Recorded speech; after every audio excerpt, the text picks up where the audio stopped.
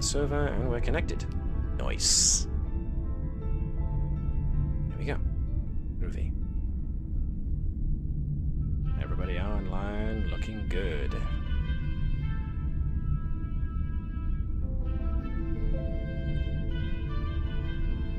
Okay, so our Chief Medical Officer has not yet landed. That's cool, but everyone in the meantime is logged on and on the map. Everybody who wants to hear the Sirenscape, hearing Sirenscape? Yeah, I pressed start this time.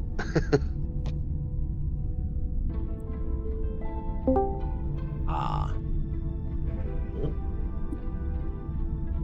Is the other one.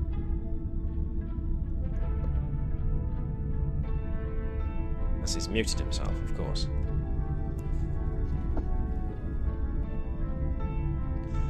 Okay. Right. Okie spokies. So, first thing we're going to do, as per usual, of course, if everybody is logged in and happy, is we are going to turn off the ship rumble, turn down the intro music, and we're going to go straight to our intro video. So, we will see you in a couple of minutes, folks. Or minutes? Not even minutes. We will see you in a minute, folks, and we'll get back to you. Don't go away.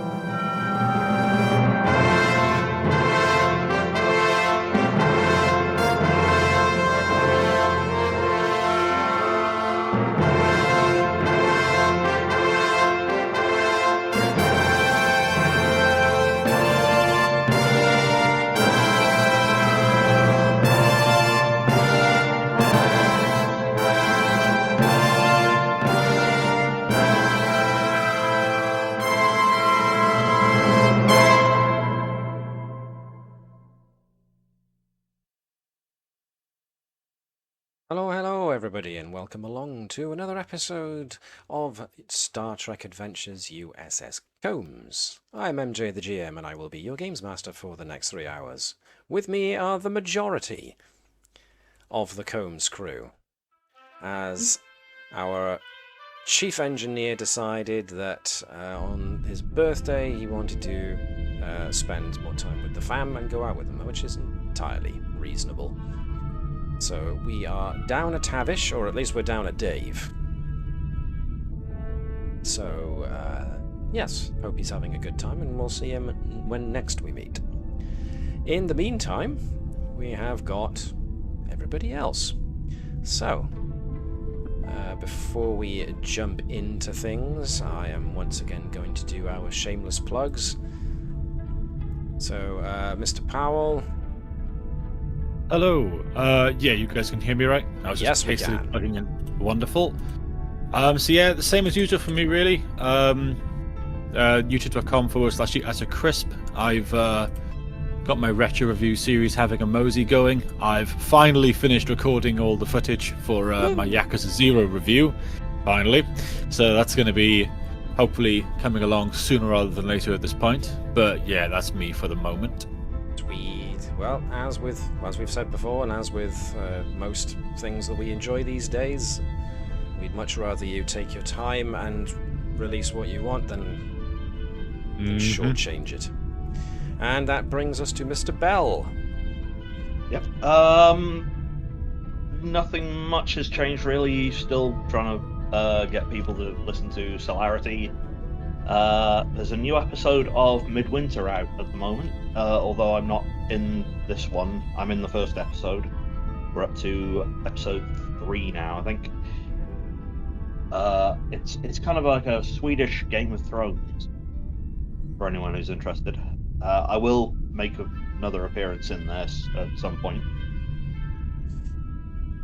Okie spooky doos. Yep. We'll have to get the more direct link to that. Yeah, I'll try and find that link. Yep. And of course, you can also find our Chief Security Officer here in this brief little dalliance that we outlined last time, which was plotting with the Necromancer.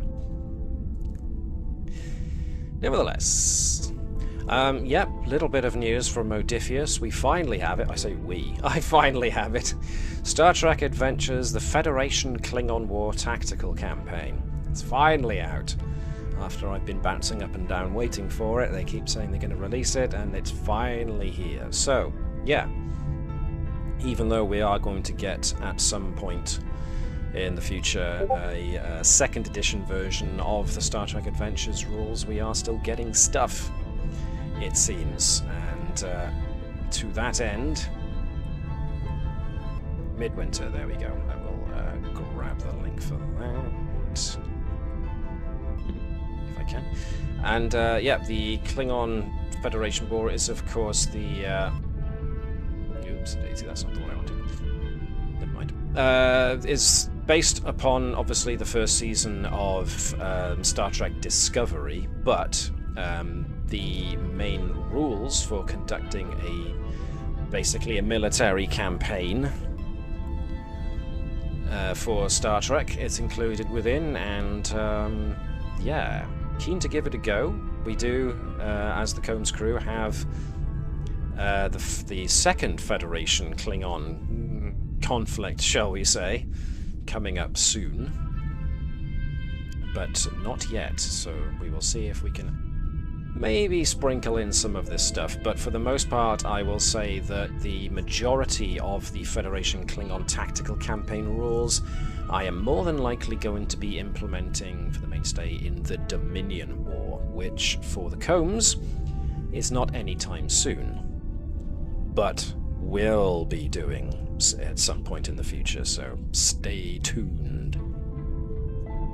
Okay, so with that in mind, let's bring us back to the campaign that we are actually playing through. So back to the Combs crew. Our operations officer and second in command, or rather third in command, I should say, noted something very interesting. In regards to the fact that after the last episode, two folks pointed out that the Palm Leaf of X Peace Mission Award you now qualified for because we were involved in securing peace between two rival sides. As such, that award talent is now available, but as was also pointed out, the Silver Banded Shield for wounds suffered in combat, mostly for the emotional wounds suffered during the incident with the ladder.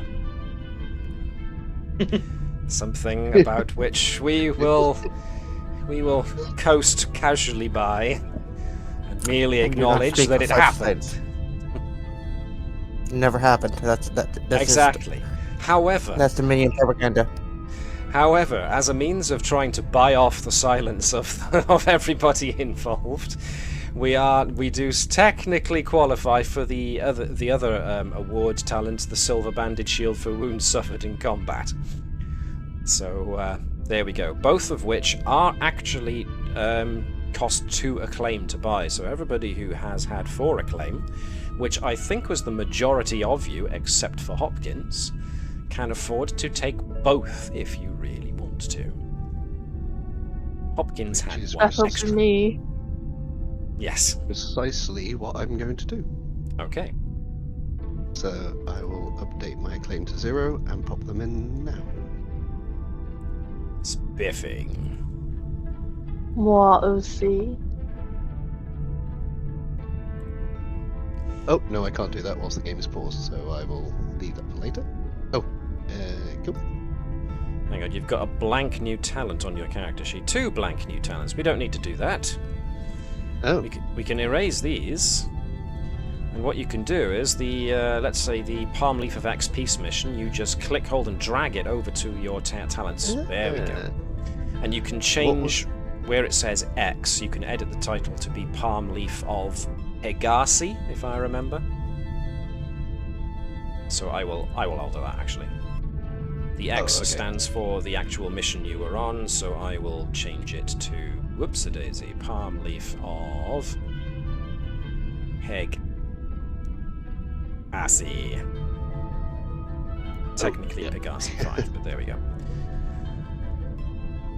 So everybody who wants to see how to spell it, going to announce it. There, that's how you spell it, Pegasi. So if anybody else also wants to spend their acclaim taking either of those talents, you can do so.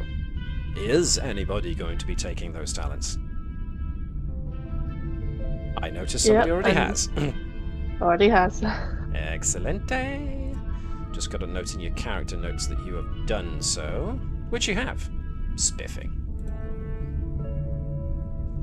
So if anybody has done that, then make sure to go to your character notes in the journal section and alter the amount of acclaim you have in order to represent the fact that you have spent it on these two awards. Liz, you were the one who had the most acclaim. Any idea what you're going to spend it on? Or are you looking I at don't know those about two? the other three, but I'm definitely getting the palm leaf. Cool.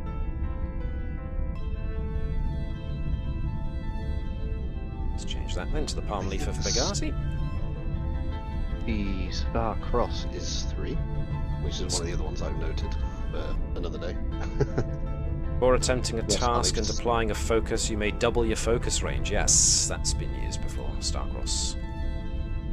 Always very useful.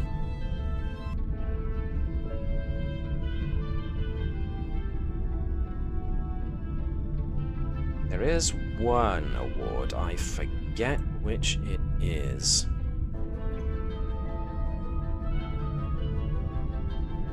That actually, I think we noticed that it repeated. Would have to have a dig through those to know for certain. But there we go. So, Okay, so yes, go on, sorry. Chris. So all I need to do is just drag the palm leaf over to Yeah. my talent. Click, hold, drag, and then drop it over your the talents area of your character sheet. Oh, done. Like so. There we go. And then just scrub the acclaim. Scrub the acclaim, yeah. Okay. Could I spend the other three acclaim to tame the little Aha. creature? Now, that's the Ah. thing. Acclaim is, like I've explained before, but, you know, always good to revise. Acclaim is more to do with your career in Starfleet. So it's a way of measuring, like, the awards that you've won, the favors that you've garnered from your performance, and also for upping your reputation to how other people within Starfleet and even outside of Starfleet regard you. So acclaim in that regard can't really be spent on an action the likes of which you're talking about. That would be more the realm of, I would say, determination. Could it be a part of a project? Like a It science could be project? part of a project if you really wanted to tame an animal. Tame a rat. That's a good point, actually. I gotta find the creature in question. You end up becoming like Commander Krug from Star Trek 3, The Search for Spock, with your own little creature by the side of you. So, yeah. Murigar. This little creature. Call him Murray the Murigar. Let's take you to the bridge. Oh, I'm so sorry. I was just looking up. I've got a request as well in terms of Yeah. awards, if you're giving them out. I was going to find it a second. I I'm wanna not see just how much giving both them of these- out, I'm asking you to spend a claim on it, yes. I'll get in line. Can I please go for the Starfleet Surgeon's decoration? Aha. It's a cost of 3, and it's about, like, you know, going above and beyond to save a patient or otherwise alleviating a medical crisis. Just thinking about my previous, like, notes in the last episode about, like, curing the radiation sickness. Yeah, absolutely. You had Thank You you. had no surgical bay per se. You had to kick into action an ancient and unused alien surgical bay and set in motion something that cured an entire, let's say, subspecies of their radiation sickness. Absolutely. Wonderful. Thank you. I'll So go and that's cost. change my acclaim as well. Yeah, Oh, absolutely. I'm Fantastic. just going to take a call, so I'll do my science project last. Sorry, 2 seconds. Righty ho. Surgeon's decoration, and that gives us. Once per mission, you may reduce the difficulty of a single medical task. Nice. Yo. Very good. Very nice little add-ons, these awards. Right then, so everybody done with their acclaim. Obviously, Dave's not here to do his acclaim for Tavish, so I'll have a word with him later on to discuss what he wanted to do with that. Anybody want to get other awards that they don't have enough acclaim for? 'Cause I got 3 that I can just give you. Yeah, well, you are perfectly within your rights to award acclaim to other crew members if you think they deserve it. So if somebody does spy an award they might like and they don't have the acclaim for it, you never know. Commander Hopkins might ask a favor, like take over duty roster organization for the week. If you do this for me, I will give you this. See you guys, I'm off to train a rat. A giant 6-legged rat. Nope, nobody? Okay. Can always spend it on yourself, otherwise, or on Hopkins, I should note.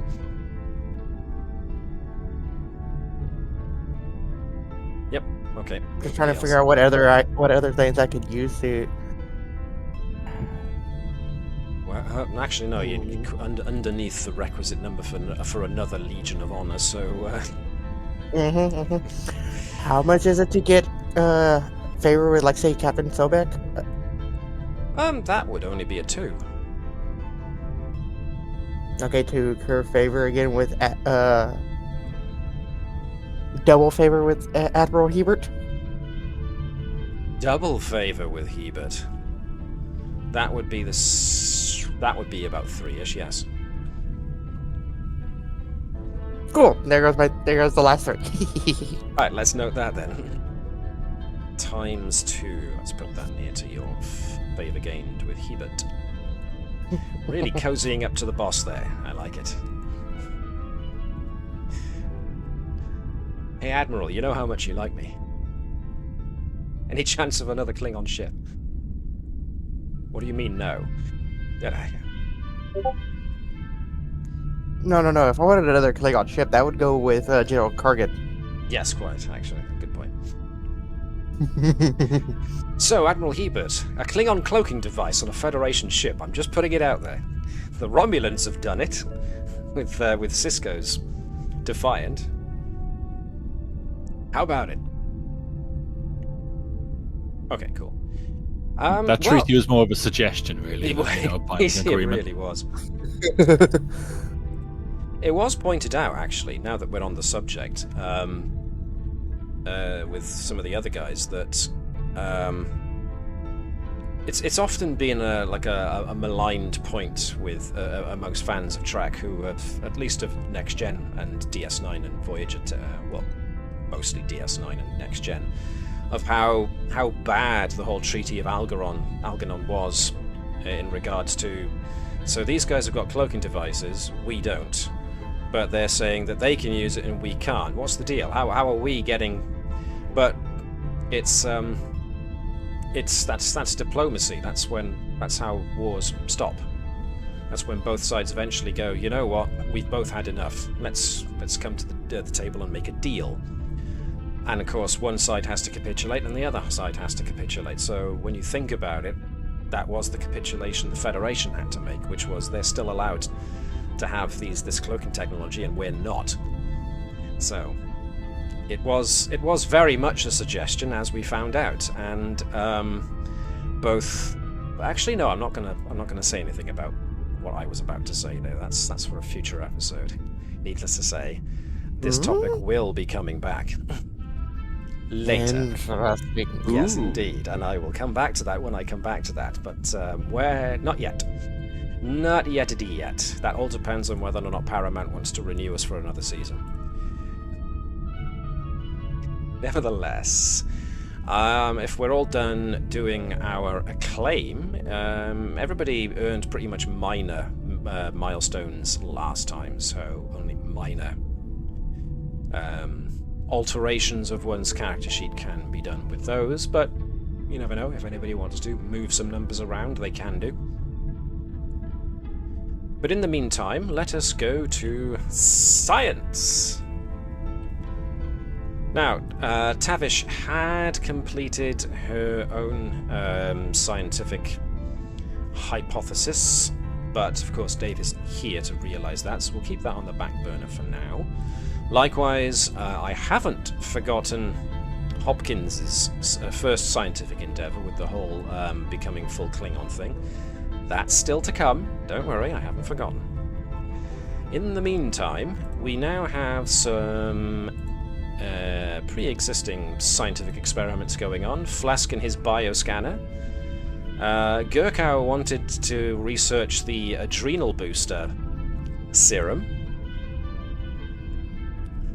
from yonder days of 23rd century. So, Certainly. what was that? Sorry. Certainly. Still didn't quite catch that. Sorry. No, just saying certainly. Certainly. Sorry, it sounded like two separate words, and there was a kind of a pause in between. So I thought, all I caught was Sci July, and I'm like, I'm certain that's not what she said. Certainly, gotcha. Certainly. I'm going definitely. Why July?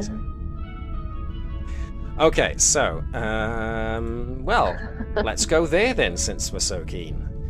The Super Soldier Serum from Gurkau, just because I like to use alliteration. Last time... Don't tell Dr. Slot. Don't tell... Don't tell me see. So Gurkau's doing this outside of involving the Chief Medical Officer. Interesting. What could possibly go wrong? Interesting. He's there going, you know what lefty and righty could really use? Chemical empowerment. We know how he feels. So, Don't do drugs, kids. unless you're in a very bad situation where the only thing you can do to win in a fight against Klingons is to indeed take steroidal adrenal compounds. Nevertheless, in that regard, you had got Gurkau to limit her fields of hypotheses to botany, xenobiology, and internal medicine. You were currently on botany, trying to find plants that might make a safe and useful adrenal booster. You were about halfway through your Zippy the Muragar. Okay. So named because he zips around the ship, no doubt. But back to Gurkau's compound. So you're about halfway down the path of investigation after this. So if you want to continue with that path, you can feel free to do so. It's going to be reason and medicine, although a case could be made for reason and science. Your reason. I think reason and science is the way I'll go. Because it's the science of botany. Exactly. And just having a look if anyone could potentially. I'm fairly certain that Gurkau is the only one who has a specialization, or a focus, I should say, in botany. Everybody else is fairly spread around. The only one who would come close would be Sot, and he's not anywhere close to botany. Yeah, okay. Reason and science with a focus on botany. I mean, you can get other folks in the science department to help if you wanted the extra successes, or not. Nope, she's all on this on her own. Unless you want to get two successes. 2 successes. That's fine. Nice. So, still investigating, still running the numbers, still pulling apart chemical compounds from plants. Naturally, there are a lot of plants that do express these kind of qualities, otherwise, where do we know them from? So far, so interesting. Haven't narrowed down anything specific just yet. All of them are usually of the case of the effects are stronger in some species, lesser in others, depending on where they come from. And of course, they're all very temporary and can sometimes take an amount of time based upon how much time it takes to metabolize the chemical compounds. So, still ongoing. Thank you for that picture, Mark. Very Yeah, cute. you just so adorable. Oh, Yes, the other day she was just jumping all over me, so... Let's I thought clarify I'd, for those who cannot see Discord and don't know at all what we're talking about. We're talking about a dog here. Just in case. Folks assumed it was something else. So let's go with, yes, it's a dog that Mark is currently dog-sitting. Well, there's another name for a female dog, which would have been less appropriate. Or entirely Hide that appropriate. to consider. out. She is indeed out. Okay, so far so good with Gurkhau's current progress. Not quite at the end yet. The models are locked in. Time to start doing some simulations. But not quite yet. Is Dr. Sott still holding off on upgrading the EMH? Yeah. Is Hopkins going to make a scientific project out of Zippy the Murigar, or are we just going with plain old personality just to try and get this thing to behave?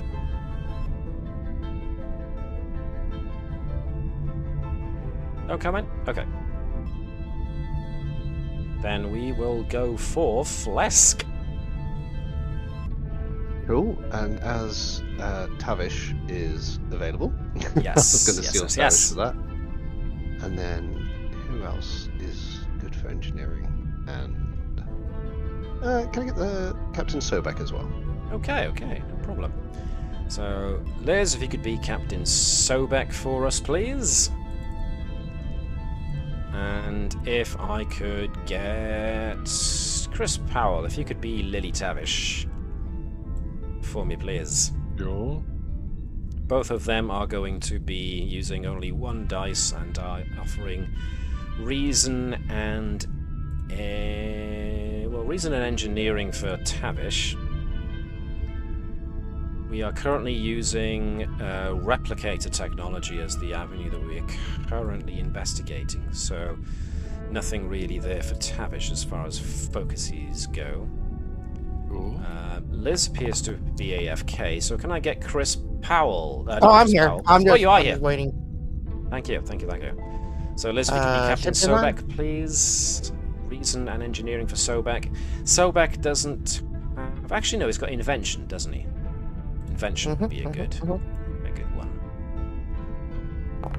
One success from Tavish. No successes from Sobek again. He's just too excited. He is. He's an excitable bunny for a Vulcan. And now it's all down to Flesk. And I will be using my replicator focus. Is it Yes. 2 dice? 2 dice for you as the project lead, yes. Ooh, that's a good one.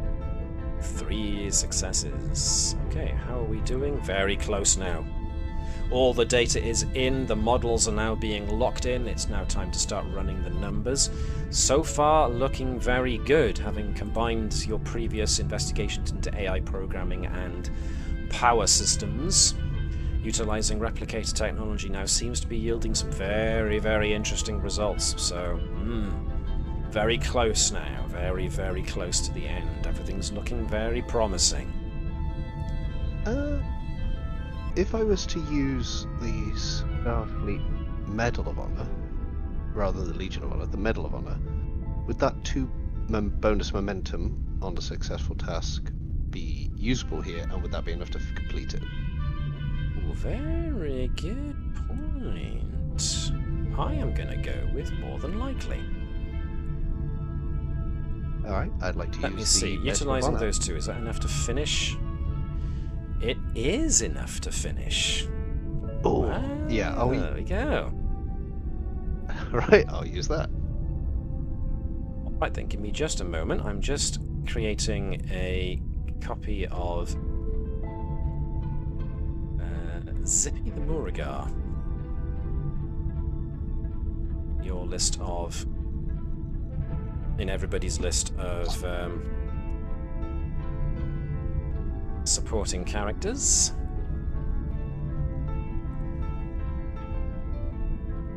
It's not hostile. We'll now have at least neutral for the moment. Zippy is unconvinced, but remains open to persuasion. So let me take this guy away and replace it with the actual Zippy the Moorigar. Pop. Yeah, okay. So we've finally completed turning your bioscanner into a fully operational first aid drone. Alright, so the models are all locked, the simulations are all run, everything comes back in the green. It looks like this is a success. Now all that's left is to build the thing. Awesome. Indeed.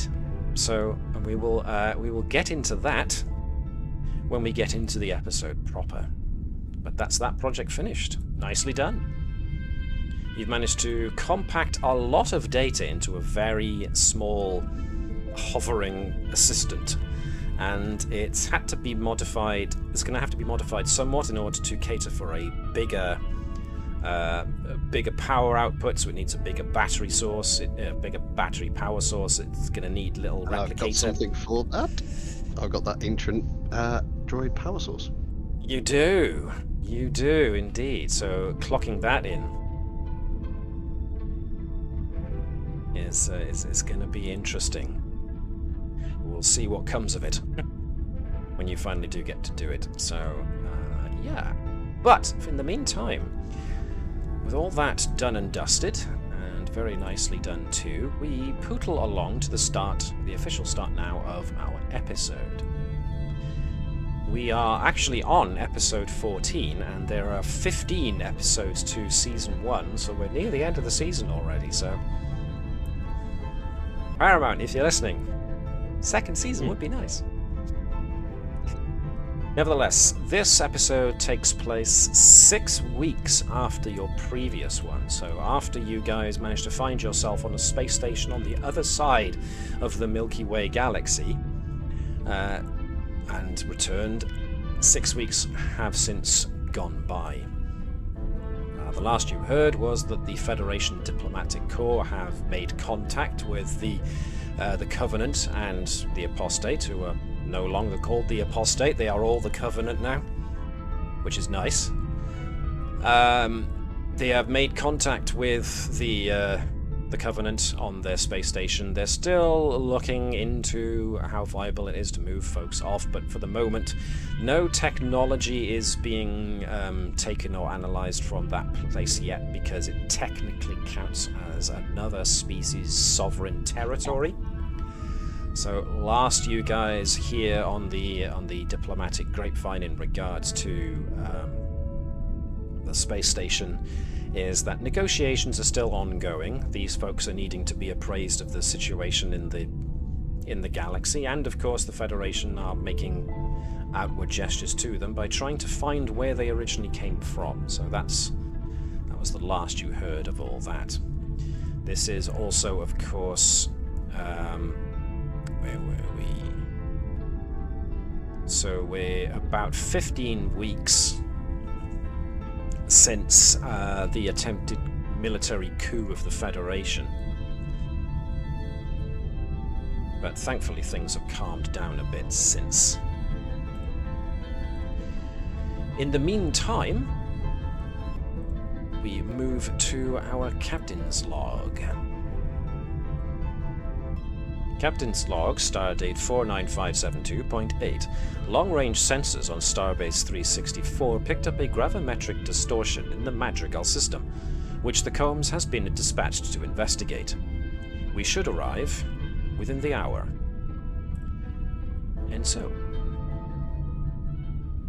we move ourselves over to bridge rumble and ambience. So, the Combs has been underway for a couple of hours now, on a course for the Madrigal system further in to the Shackleton Expanse. This is the first time pretty much anyone has investigated the Madrigal system. It was a low priority system until around about, well, a day or two ago, when these gravimetric distortions were first picked up. And so, as a science and investigation vessel, the Combs has been dispatched. Whilst the Combs has been dispatched, of course, Commander Flesk is spending his time busily putting together and overseeing the fabrication efforts of his new and improved medical assistant. So far it's still being built and in the process of being patched together and everything plugged in and the database loaded onto it. So it's something to just wait patiently for whilst the Combs is still underway. In the meantime, Liz, would you like to give me a presence and security check, please, to see how well you get Zippy the Moorigar to behave? 18 and 20, oh dear. Legion of Honor, Legion of Honor. Legion of Honor. Nevertheless... So it begins. I'm re-rolling it with determination. Okay. Spend your determination then, please. One success. And you do get it back. Lucky. Very lucky. Okay, so... being of two worlds, Hopkins goes first for the human carrot and the Klingon stick approach. So the first attempt is more a, look how much greater your life is here, you know, you don't have to scrounge or scavenge for food, I can just give you food whenever you're hungry. Don't you like me? Zippy, however, was less than impressed and just kind of kept skulking around Hopkins's quarters. He did escape more than once and has been retrieved a couple of times, being found in Jeffrey's tubes and maintenance access ports and whatnot. So trying the Klingon stick approach, which doesn't mean batleth or anything like that, just being a bit more stick than stick would otherwise, well, stick. Seems to have worked a little better, Hopkins basically trying to establish herself as the alpha of this relationship. Zippy is coming around to the idea, but is not yet wholly convinced.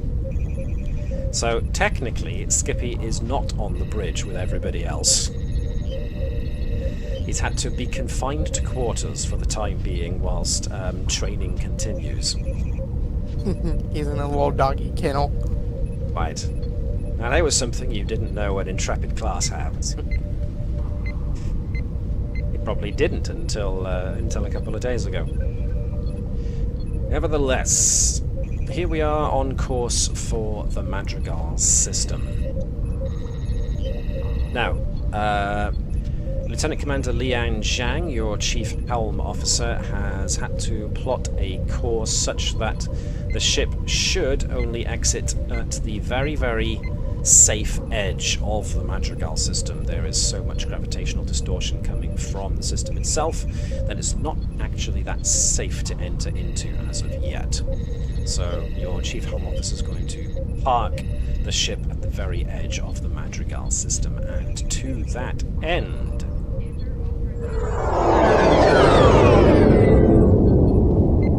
Your Chief Helm Officer reports that you are now out of warp and you can view the Madrigal system. So we're just going to take a quick look. Can everybody see, or is it just a big blank mass? Yeah, I do not own a Pretty token. blank. Yeah, Infinite darkness. yeah, blank, yeah, blank. Oh. Oh, there we go. There we are. Excellent.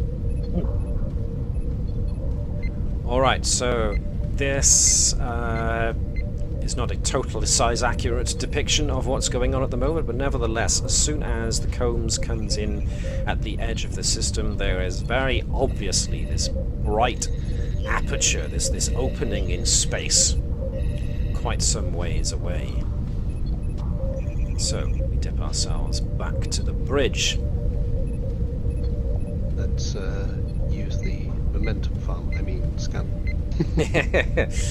That's a good point, actually. Let me grab the Combs itself, just to make accessing its attributes that much easier. Let's slap it by there. So, yes indeed, we've got improved warp drive, advanced sensor suites, and high resolution sensors. So any sensor-related difficulty is lowered, and of course it generates extra momentum. So, yes indeed, Captain Sobek turns towards the science station and goes, Lieutenant Gurkow, as the humans say, start your engines. Full sensor scan of the anomaly, please. Scan, scan, scan. Okay, so that's easy enough. If I can get Chris Bell to be the Combs in this case. Okay. We are going to be doing, for Gurkow, it's going to be control and science with a focus on sensors, if you have it. I'm going to argue that statistical probability won't matter a whit at the moment, because you are trying to gather data, not assemble mathematical probabilities. Can I have someone assisting with Lieutenant Dufresne? You can have me to assist if you want the parent figure on standby. Indeed. Dufresne, of course, does have sensors, so yes, it would be logical. Sorry, and me being the Combs, what? I need you to give me sensors and science from the Combs, please. Okay. So, let's see. 1 dice for you, Mr. Bell. And let's have Chris Powell, if you could be Beatrice Dufresne, stellar cartography, please. Sure. And then Lieutenant Commander Flask wants to join in with his parent figure. Yep. So that's 1 dice for each of those two. What's the roll, sorry? So it's going to be control and science. Since you are using sensors. Cool. Success and success. Can we have... And I've got nothing as a focus, so I should roll. Not in this regard, so you're all... Whoop, and a success nonetheless. And then the chief herself. Everyone gets 1 success. You get 1 success. And you get 1 success. 1, 2, 3. Everybody gets 1.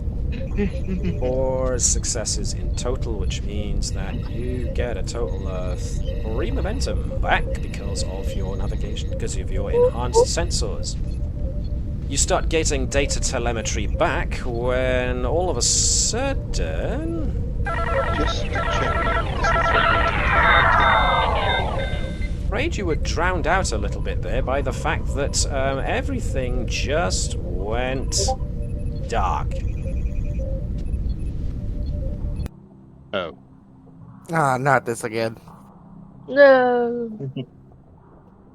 But this is more than just dark. Each of your consoles have gone out. Nothing. There's nothing on them. They don't respond to you tapping them. There's nothing going on. Have we tried turning it off and on again? Can Tavish and Flesk have a look to see what we can do about that? Well, that's interesting, because Tavish is technically the chief engineer, and therefore technically in engineering. So when Flask taps his comm badge to get an answer from Tavish, he gets no response. At which point Ensign Ravalon, your communications officer, turns around to address those of you who are on the bridge and goes, "Communications are completely down, Captain. I've got nothing. There's no power to anything." Now, Flask being on operations can tell you that emergency backup power has kicked in, but only enough to supply basically breathable air and gravity. But that's not going to last forever. Yes, Liz? Well, looks like long walks down to engineering. Yes, quite. And that's actually a good point. Because now... Hope you like Jeffrey's tubes. Well, yeah, you're going to have to. Yep. Because, meanwhile, down on Deck 11... we have a similar situation, except of course it's a bit more severe. So if I take everybody to the main engine room, can everybody see? Yep. Well, Uh-huh. a bit dark. It's dark, Yep. and that's the whole point. Tavish and her engineers are now looking around with an expression of, what the hell? And one of the junior engineers pipes up saying, we got no power to anything, Chief. Everything's gone down. At which point Tavish realizes, oh, hell, does that mean? And checks in on the warp core. The matter-antimatter collision itself is still ongoing, as it was put to do so in order to generate power for the ship. The only problem is, now with all of that power gone, there's nothing stabilizing the matter-antimatter reaction. Oh, indeed. So, whilst Hopkins and whoever else wants to go down to engineering... I'll join Hopkins in engineering. Yeah, I was like, probably Flask, because of Yeah. like, all right, I'll let's go, definitely be Flask. coming along. Safety in numbers, let's go. So, back on the bridge at this point, Captain Sobek does agree, yes, number one, take Flesk with you, and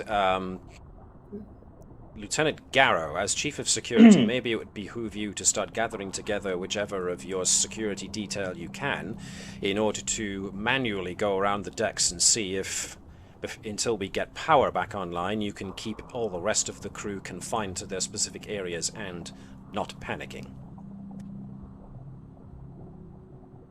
So, Flesk and Hopkins have to do this the manual way, which essentially means grabbing one of those, essentially those big suction cups that they use for attaching to a door and manually yanking the thing open. This does mean, yes, Jeffrey's tubes and the long ladders down the turbo lift shafts are going to be utilized by Flesk and Hopkins. But in the meantime, of more immediate concern, however, is the guys actually in engineering looking at an inert core that has still got a matter-antimatter collision going on that is now entirely unregulated. So I am going to remember that we do have two supporting characters that we have established before in engineering. Ensign Kenson, which still makes me laugh, and Ensign Sharajarani, who are resident Andorian. So those guys are present also. So we have a very, very important thing to get the hang of at the moment, so I am bringing in an extended task. Antimatter containment must be stabilized. Now, obviously, neither Flesk nor Hopkins or anyone else are able to assist with this because they are currently traveling down decks using ladders. So this is going to be just Tavish and Jirani and Kenson doing this particular thing. So first things first, we look at Jirani and see that she's got no talents whatsoever. We look at Kenson and see that she has just got tough as a talent, so... However, Kenson has got warp field dynamics? Maintenance would probably be the best one. Jirani has also got maintenance. Whereas Tavish... Now then, if we look over all of Tavish's stuff... what was it Miracle Worker? They have a reputation of doing the impossible. Whenever you use engineering on an extended task, if you achieve a breakthrough and roll at least one effect, you get a second breakthrough, which is what we're looking for. So, and also Starcross can double the focus range. And Starcross can double the focus range. So I So, can make yeah. lots of bonuses.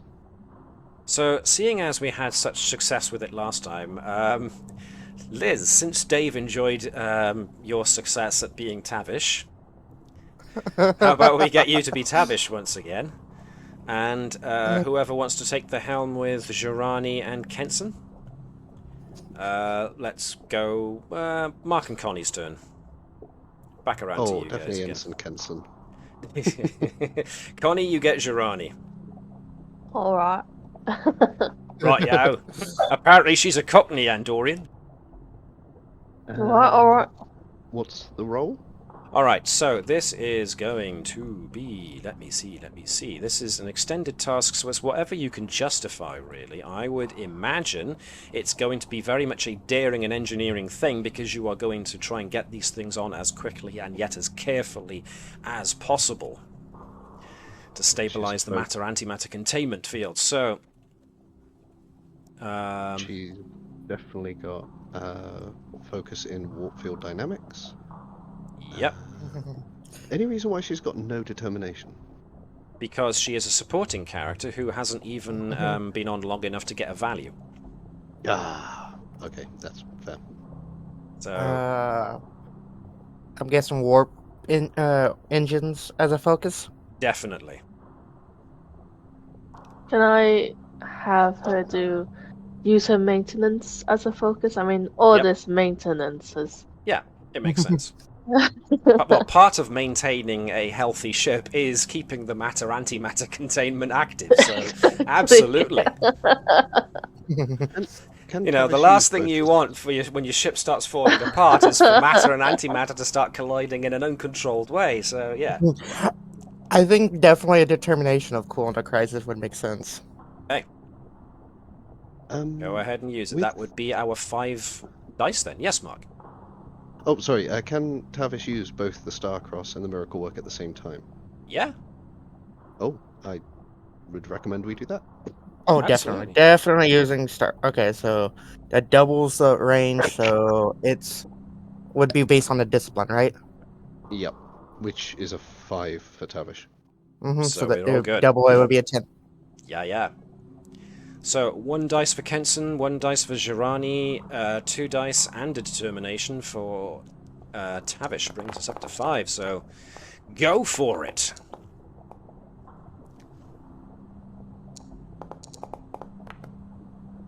One. 1. Nevertheless, that was 4 successes, which was way over and above what you need, as that puts 2 in the momentum pool. So now Tavish rolls me 7 challenge dice. Whoa. And look at all those effects. So, as long as we get, 7 successes, pardon me, you got over 5, which meant that you automatically got our breakthrough, but because you got effects and were using the talent, that means an extra breakthrough was gotten, and everybody breathes an enormous sigh of relief as 3 working together managed to shunt emergency battery power into the matter-antimatter containment field, and with a chunk of having to manually throw switches and turn gears, the emergency power is thrown into stabilizing the matter-antimatter reaction, in which case everybody just sags backwards out of sheer relief. Whew, that was close. So matter-antimatter is now stabilized for the time being, which means that power can be, or other systems of course as well, can slowly be starting to be brought back online. And it's around about this point that a Hopkins and a Flesk appear. Sorry, Matt. With the momentum and threat pool, because it's only 5 of us, is it still 12 threat? Good point. Well made. Dang it. I almost got away with that. No, it's a fair point. Yes. A somewhat breathless Flesk, since his fitness is 8, Hopkins is too, actually, mind you, but just, half Klingon. Eventually turn up in engineering to get an idea of the situation, and Tavish and her engineers can tell the first and second officers that something happened, obviously, and completely knocked out all the power. What that was and how it did it at this point in time is entirely a mystery until we get some systems and some power going back through. So we need to look at that first. So,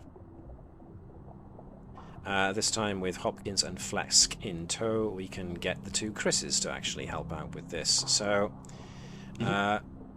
obviously, Flesk can hop in and assist with whatever engineering thing and needs his parent figure to be able to do, and of course Hopkins can get involved with issuing orders. You go there, you go there, you touch that, you flip that, you do better.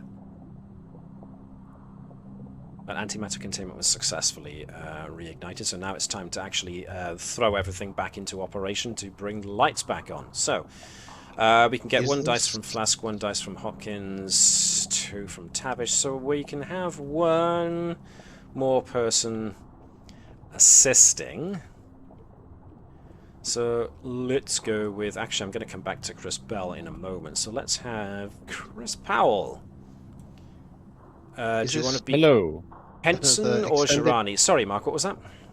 Oh, sorry, is this another extended task, or is this just a regular task? This is a regular task now, just to try and get power back on, just to, to flip the switch, turn the light switches back on. Turn the generator on. So, not sure if there's much of a difference between the two of them. 9 and 4 versus 10 and 4. So Girani has actually got a better daring than Kenson. Yeah, I'll roll Durrani. Cool. So, one dice from Girani. Does she have anything to do with power systems? No, it's just maintenance, and maintenance will do. Hopkins can basically use presence and command to start shouting orders, and can use the inspiration focus. Flask, well, electroplasma power systems would be a very good Yeah, I was about to go for one to use, so if you can all start rolling your one dices, and... Sorry, mine was daring engineering with a focus on maintenance, Correctamundo. just to be clear. Yep, cool. Sorry, my dog's been barking a lot in the background. Just... Arf. Cool. And, actually, no, Chris Bell, could you be Tavish for us, please? Yep, sure. Hang on. Let's see. Okay, yep. Tavish is going to be which, pretty much doing what she's doing, already selected for you, daring and engineering with power systems as a focus. Power systems as focus. 2 dice. Check out Hopkins going on with the giving the orders very, very well. 2 successes. And 2 successes there. 1, 2, 3, 4, 5, 6. Boom, bada, boom, boom, boom, as the warp core comes online, and we get that all too familiar but very, very welcome sound of the engineering thrum. That's a good word, that. I do like using it. So let's bring the lights back on. Whee! Ah, my eyes. Immediately, Hopkins is going to test the comms. Yep, and at which point you indeed do your comm badge. Yeah, Hopkins to bridge. At which point, yes, you get a response from the bridge. Bridge here, number 1. Very good to hear your voice. I see we have power back online. Yes, luckily there wasn't much for us to do when we got here. Tavish was able to knock everything out before we arrived. Excellent. Well, I suppose now is as good a time as any to start trying to figure out what it was that actually happened. In that regard, let's get everybody back to deck 1 to represent us basically being able to use everybody. Conducting conducting an investigation into what actually happened. Now, even though power is back on, it seems that whatever happened caused a complete system reset. And so individual systems still need to be reactivated and reconfigured because power was drawn away in order to assist with the stabilization of the matter-antimatter reaction. Life support needs to be properly reconfigured and reset to its usual operational parameters now that you've got more power again. So, whoever would like to take the task of getting life support back online can do so. Also, sensors are going to, well, the main computer and internal sensors are going to have to be accessed in order to try and diagnose what it was that actually happened. Likewise, somebody from engineering can probably assist with that, pardon me. What else needs fixing around here? Yeah, for the moment, life support and probably attacking the internal sensors to try and get a handle on what happened would be word one. So who has got... Somebody here has got life support. It's Ensign Girani. Ensign Girani has got a focus on life support systems. But before I get there, I did want to consult with Garrow. We're going to need to have Garrow give us a presence and security check, please. Difficulty 1, to see how well he did at keeping everybody together whilst the power was off. Okay. Any focuses or? Let's have a look. Good point. Survival? I'm not sure Maybe survival not survival. technically counts here. It was more keeping people... Yeah. It was more keeping combat. people from panicking and telling them where to go. That's the talent keeps security, but that I'm not really gonna. No, you know, you have the advantage security detachment, so yeah. Give it a roll with no focuses, and we will see what we get. Okay, 2 dice. 2 dice, please. 2 dice. Okay, here we go. Very good. Okay. Not bad at all. So Garrow, collecting together his security team, those that he met on Deck 1, then started using a very old but dependable system of basically allocating runners. Runner boys, almost. So basically saying, right, you, Ensign, come with me. You, Ensign, go down to Deck 4 and see what everybody's doing, gather who you can there, and make sure everybody stays in one place. And so on it went. So Garrow basically did a short stint of going down the first couple of decks, let's say as far as Deck 5, while all this was going on before the power came back, of getting your security teams together to get them to work in a coordinated fashion and to make sure that the other crew members basically stayed where they were and that nobody was panicking over the sudden loss of power and lights and all that. So keeping everybody together, which you did very, very well, so way to go, security. Okay, so one of the first things we need is to get life support systems back online. So who would like to... I mean, Chris is gone and Connie's going to be busy in a moment, so why don't we get... I mean, Liz, do you fancy being Ensign Girani for a moment? And whoever wants to help Girani with life support? Should we get Tavish to help with life support? Good. Do you want to be Is it in Tavish then, Mark? Sure. Rules. So, you know, either Tavish being the chief can take the lead, or Girani with the focus of life support systems can be the lead on this. It's entirely up to you guys how you want to do it. I think the focus is probably going to be better. Okay, so... Go on, Liz. Daring and engineering, right? This would be more control and engineering, but if she fancies using daring to be a little bit more risky with it. That's entirely She has fine. Tavish as a mentor. She does. That's a very good point. Yeah, it would totally be daring and engineering. Hey, Chief, is it all right if I cross the blue wire and the red wire just for today, just to get this working again? Depending on... Ooh, and very well she does too. Ooh. So if we can get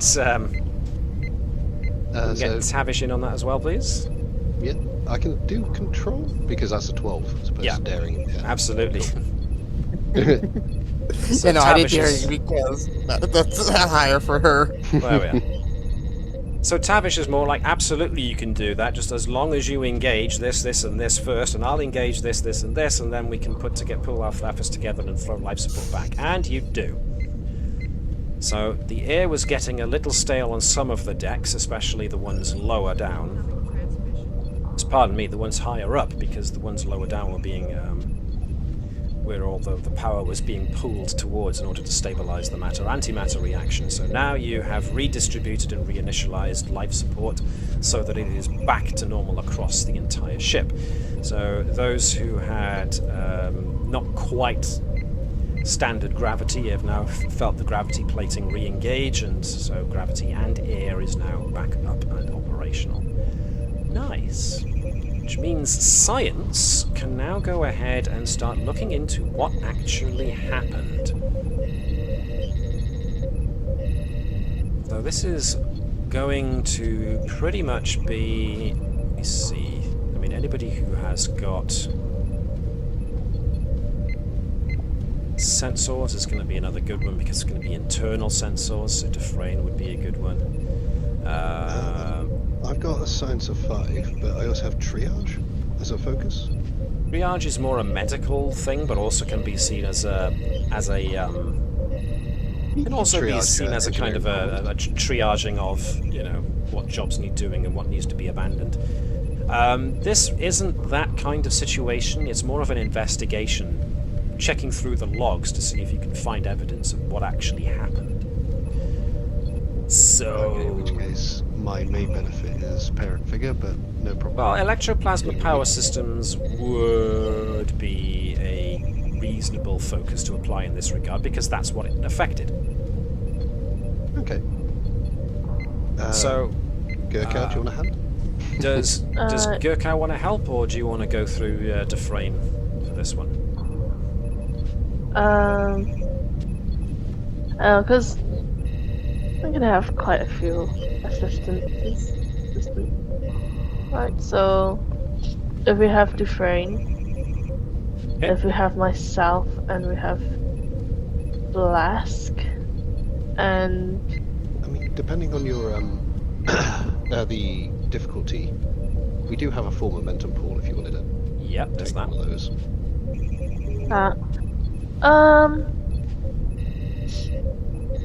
I just think, I think it could just be us three. Would Ensign Evasion be helpful with his stellar phenomena?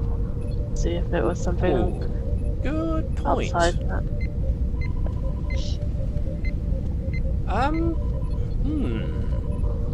He could definitely help, yes. Oh. So that's 1, 2, 3, 4, 5. So there would be no momentum spent in that regard. You've got your full complement of folks to help. Yeah. So if we have, I mean, is Mr. Powell back? Not yet, no. Not yet? Okay, so in that case we can have Liz if you want to be Eversion, and Mr. Bell if you fancy being Dufresne. Everybody is basically giving me reason and science here to try and puzzle through the various phenomena. Dufresne has got a focus of sensors. I'm sorry, I'm trying to find Dufresne here. She is right here on the bridge. Parent figure! What I'll do is I'll just quickly spend a determination and re-roll that. Okay. Or should I can't spend a momentum now. No, it's a bit too late now. Sorry, what were the attributes and disciplines for Dufresne? Reason and science, please. With a And then focus stellar of phenomenon. sensors. Stellar phenomena for Sorry. aversion, yes. Sorry, I missed that. Focus on. Sensors. Okay. 1 or 2 dice. 1 dice, please. 1 dice. Just one last question then for Yes. my good cow. Mm-hmm. You know, the probability of finding a potential reason. That's fine. I can go with that because due to the due to the nature of what happened, certain reports, logs can be filtered out as a result of. It's highly unlikely and therefore improbable that they would be these things would have caused it. Therefore, that can help you mathematically program in a way of limiting down the choices of logs that you have to sift through. So yeah, I'm fine with that. Yeah. Lovely. The God focus can remain this time. 1 success. Okay, cool. So yeah, 1, 2, 3, 4. Blask basically went, I meant to do that mistake. Now I'll show you what I really would have done. It's a teaching opportunity to the young ensigns. Off. Anyway. Alright. So, what you discover after a good long while of filtering through all the internal sensors at the moment of when everything went shut down was that you sent out the sensor wave. So the way I've always pictured it is that even with sophisticated 24th century technology as it is, you are still likely sending out an energy wave of some sort through the main sensor array, and then almost like a sonic a sonar ping, it meets up against something that then sends information back that it then reads. So as a result, you send energy out in order for it to then travel back to the main sensor array in order to collect. You do get visual sensors that you use as well, and passive sensors that scan the infrared, the various different wavelengths of energy that you have available to you to scan.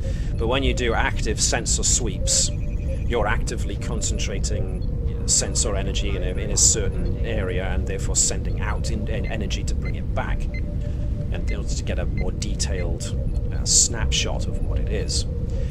What you discover is that when the primary sensor array sent out its really sophisticated wavelength of energy, it did meet something, as well as the anomaly in the middle of the Madrigal system. The sensor, let's call it wave, went out and met something that it then travelled energy back to the main sensor array in order to interpret what it was.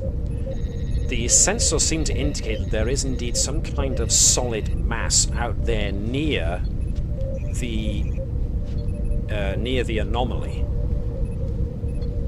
but something travelled back along the returning sensor wave, let's call it, which then caused some kind of cascading power shortage that went out through the entire ship and basically hit the reset button on everything and switched it straight off.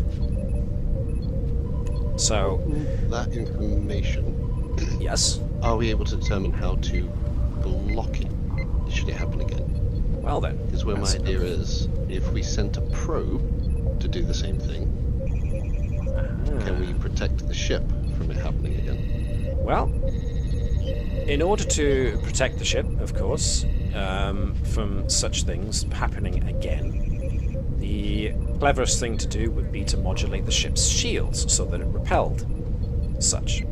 So anybody with a focus on shields, defensive systems, and that kind of thing.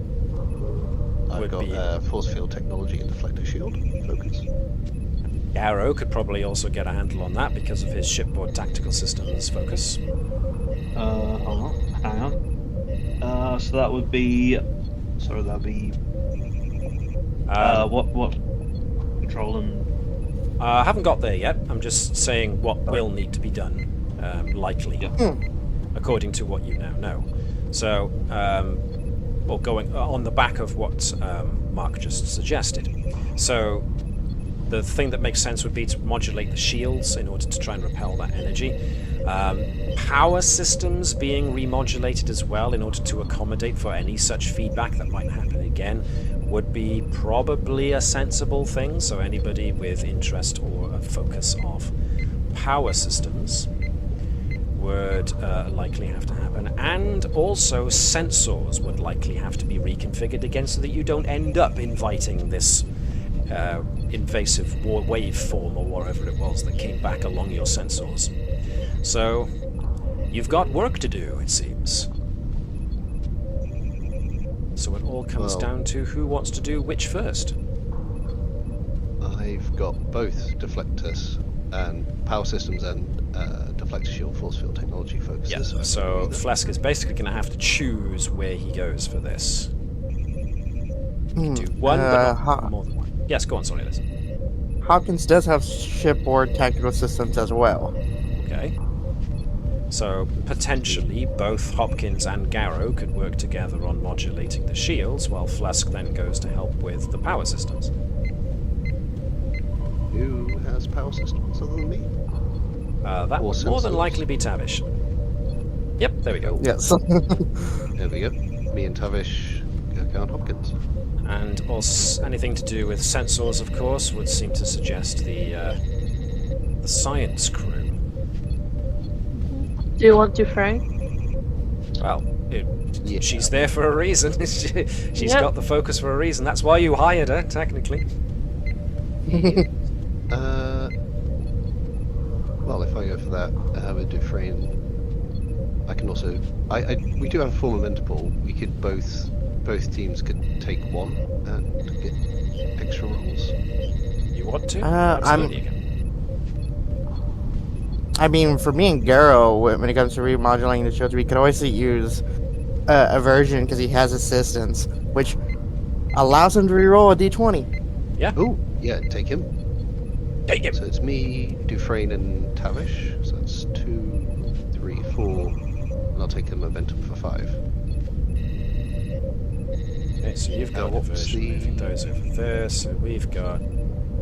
Let's just move these guys slightly away from you so we don't confuse who is doing what. Flask is helping with power systems, which suggests these guys up here.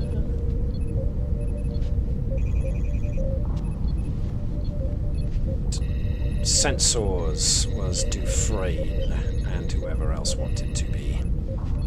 And what kind of... Just to determine who will lead the power systems run. But hey, everybody moves. Hello. That's alright, I got it. Bah! Oops. Zippy goes into the unoccupied number 1 chair. It's warm and comfy here. The captain is doing his best to use the Vulcan method of disguising his disgust. The Vulcan eyebrow of disgust. Okay, so we've got Garrow, Hopkins, and Aversion doing shield modulation. We've got Tavish, Flesk, and Dufresne doing power systems. Cool. Who's doing sensor remodulation? Oh, yeah. Oh, I believe somebody stole your Dufresne, Gurkha. Whoops. I'll that- take the friend back. Take her back. that Who was do my you bad. work for? Who do you work for? Not that maniac down in engineering, me! Give me a name. Let's put Yeah, someone you off probably to one want Geronimo Kenson, right? side. Good points. Oh, Oh. Zomvagor! Zonvogor! Sensors, I yes want him. indeed. The epicness, that is Zonvogor. How could we forget him? He's on Team Blue as well, so, you know. How would you forget Zonvogor? Which means we can use either Kenson or Girani. 2, 3, 4. Both, actually, for the remodulating power, so... Alright, let's go with... Well, a big fuss is being made about it at first, so let's go with power systems, shall we? So Flask is assisting. Liz, if you want to bring along your awesome rolls for Tavish. And we'll have... can we have the 2 Chris's to be Kenson and Girani? Hang on. Yep. Which one are you taking? I'll go Kenson since I was Girani last time. Okay, I'll just try and find Girani then. She's the blue one right there. Yeah, they're stood together. Okay, yep. Okay. Girani's not sure how she feels about Garrow not knowing which one is Girani. That's just not rolling. Mumble. Yeah. So, what are you rolling? Okay, so this is going to be in regards to manipulating the modulation of the shields. So, this is probably going to be reason and security, I would say. However, a case can be made for evasion using science.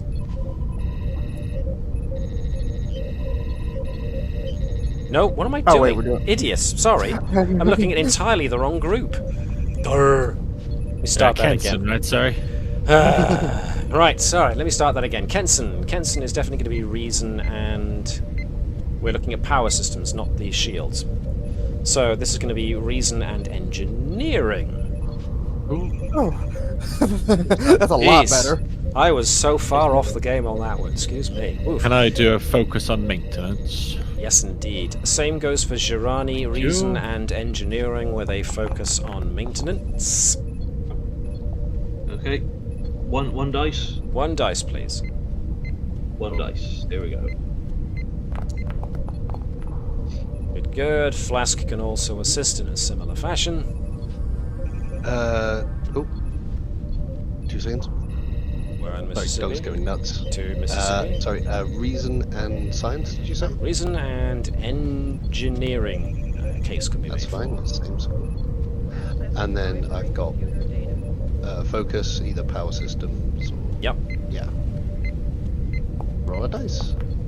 Roll a dice. So 1 success. All right, Liz, off you go. She was primed and ready. Look at that. Whoosh. 1, 2, 3, 4, 5. Many successes. Okay, so as far as team power systems go, they are very confident in the fact that they have successfully modulated the power systems so that if you do suffer such a surge again, it shouldn't trip the big power reset. So you're pretty confident about that now. Cool. Now we'll go to the one that I inadvertently redirected my attention to. Garrow and Hopkins and Diversion. So, Liz as Hopkins, Crispell as Garrow. Let's have Connie. You can be Ensign Diversion since he's your boy. So let's see. This is definitely going to be reason and security, but reason and science for Eversion because it makes more sense. As far as what to do, I'm going to say... yeah, reason and security with shipboard tactical systems being your focuses. You've got 8 and 4 versus Garrow's 9 and 5, so Garrow might be the best to lead this one. Okay, hang on. Sorry, what was the... So for Garrow, it's going to be 2 dice, and you're using reason and security. Reason and security. With a focus on shipboard tactical systems. Okay. Hopkins is doing the same, but with 1 dice, and the same focus. And Eversion is giving us 1 dice with science, rather than security. But no focuses. No focuses, but utilizing his assistant talent. Okay. Yeah. I think I'm going to use a determination. Actually, no, I don't. You might not need to, because assistant says that when the character assists, they may re-roll their d20. Oh, okay, so Eversion can reroll his own. But no, Hopkins can reroll if she wants to.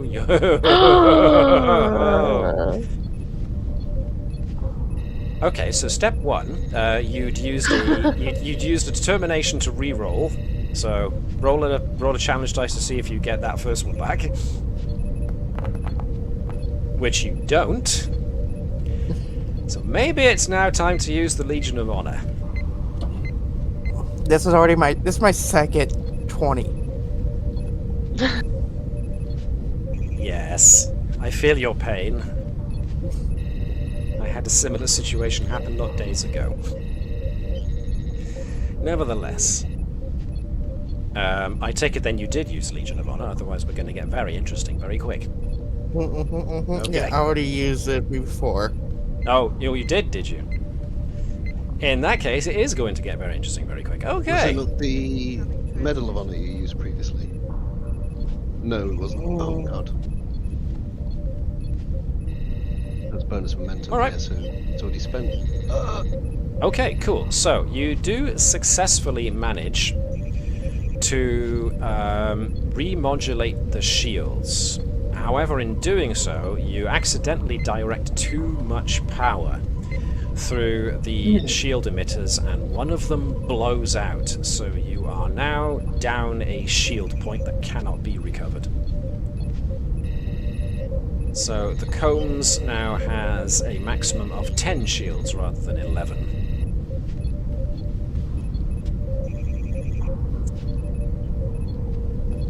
And Oops. now, yes, it's now let's get to remodulating sensors. So, Connie, you're being Gurkau as per usual, and who will have the honor of being Zonvagor? Well, Mr. Powell, you didn't get the chance to do anything just now, so why don't you be Zonvagor? I knew this day would come. You've been looking forward to it this entire time. All hail Zonvagor. No, sorry, wrong. What am I saying? Wrong person. Yes, not quite. Right, so what are we doing for this? We are modulating sensors so that they don't happen again. So reason and engineering for Zonvagor. Reason and science for Dufresne. Same for Gurkau. And yes, Gurkau can use her super focus. Lovely. Reason engineering for me, you said, yeah? Zonvagor, yes, please. Thank also you. with his focus of sensors. Oh, sorry. Well, no, he But, got 2 successes. I'll take the then, result and run anyways. Yeah. 2 successes netted. Who was being Dufresne? Mark, you may as well be Dufresne since you had no part in the last the last escapade. Reason engineering. Focus in Sensors. Edo Burrito, 2 successes. So it's all on Gurkau now. Excellent. Oh, I saw that. Hey, That's all right. plenty. Oh no. Very close. Showing up team security quite nicely there. Nevertheless, sensors have now been properly retuned so that you can start scanning the system again without, you hope, running the risk of getting another kind of dangerous feedback. Cool beans. So, power systems have been checked back, and the shields have been remodulated, albeit at a cost. Zonvagor can go back to second in the second officer, and Eversion can go back to team science. Okay. Everybody's got their posses back. Excellent.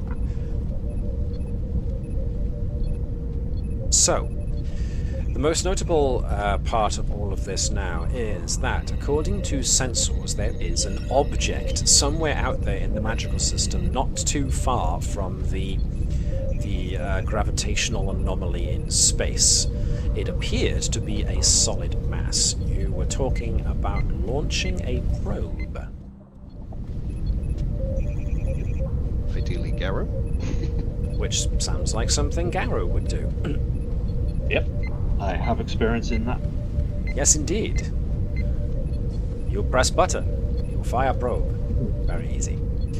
So in that case, we can now use the ship to assist. So, Liz, if you fancy being the Combs, the Combs will likely assist with... Let's go with sensor. You're trying to fire this thing, so it's actually going to be weapons and science. For the Combs, 1 dice. Assisting Garrow with his control and science. Control science. Okay. 2 dice for you, sir. Okay. Do I need to add a focus or? This is a science probe, so tactical systems don't really come into this. So no, not really. Okay. 2 dice. Here we go. 2 dice. That's a 5 and a Ooh, 2. hello. Not bad at all. Not bad at all. All down to talent. Definitely nothing going on in the first officer's chair. I've done this before. As Hopkins is there, sitting with Zippy the Mercar on her lap. Okay, so the with Gurkow's expert targeting, the Combs fires off a probe further into the Madrigal system. You can hear the bideep, bideep, bideep of the probe reporting back that it's got telemetry, at which point you get bideep, beep, and you lose the probe's telemetry. It seems that the interference being given off by the anomaly seems to have knocked out the probe. You can get a reading on where the probe is. It's near to where that object is in space, but unfortunately it seems ambient gravimetric distortions and other energetic abnormalities in the area seem to have basically knocked out the probe. So what would you like to do now?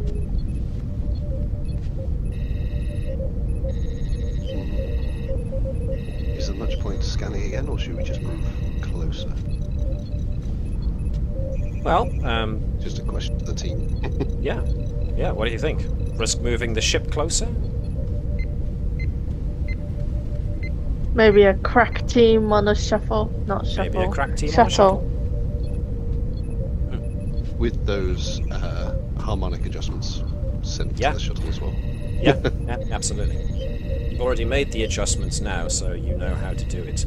Or in the case of some people, how not to do it to the shuttle. So what I'm hearing is shuttle for the Grisha? Regular shuttle or Gwicha, that's the next choice, yes. I'm okay with Guicha. Mainly because it also has advanced shields. Yes, advanced shields is a darn good point. It would be very, very useful. And secondary reactors. And secondary Yeah, let's reactors. go on the Guicha. That's a good point. She's a very good ship to take, so let's put the Gwicha in operation. So, the next question, of course, is who's going? This so-called The usual. crack team. Lieutenant Turin. Just Well, in case yes. I- Lieutenant Turin does actually walk onto the bridge and has got a data pad that she's looking at, and she does pipe up. Captain, or indeed the bridge crew in general, I have been analysing some of the telemetry coming back from the sensors and the probe. There appeared, before we lost contact with the probe, the object near the anomaly appears to exhibit similar mineralogical qualities to the monoliths encountered so far on places like Bacchus 4. Hopkins goes, "Yep, you're coming with me. Come here."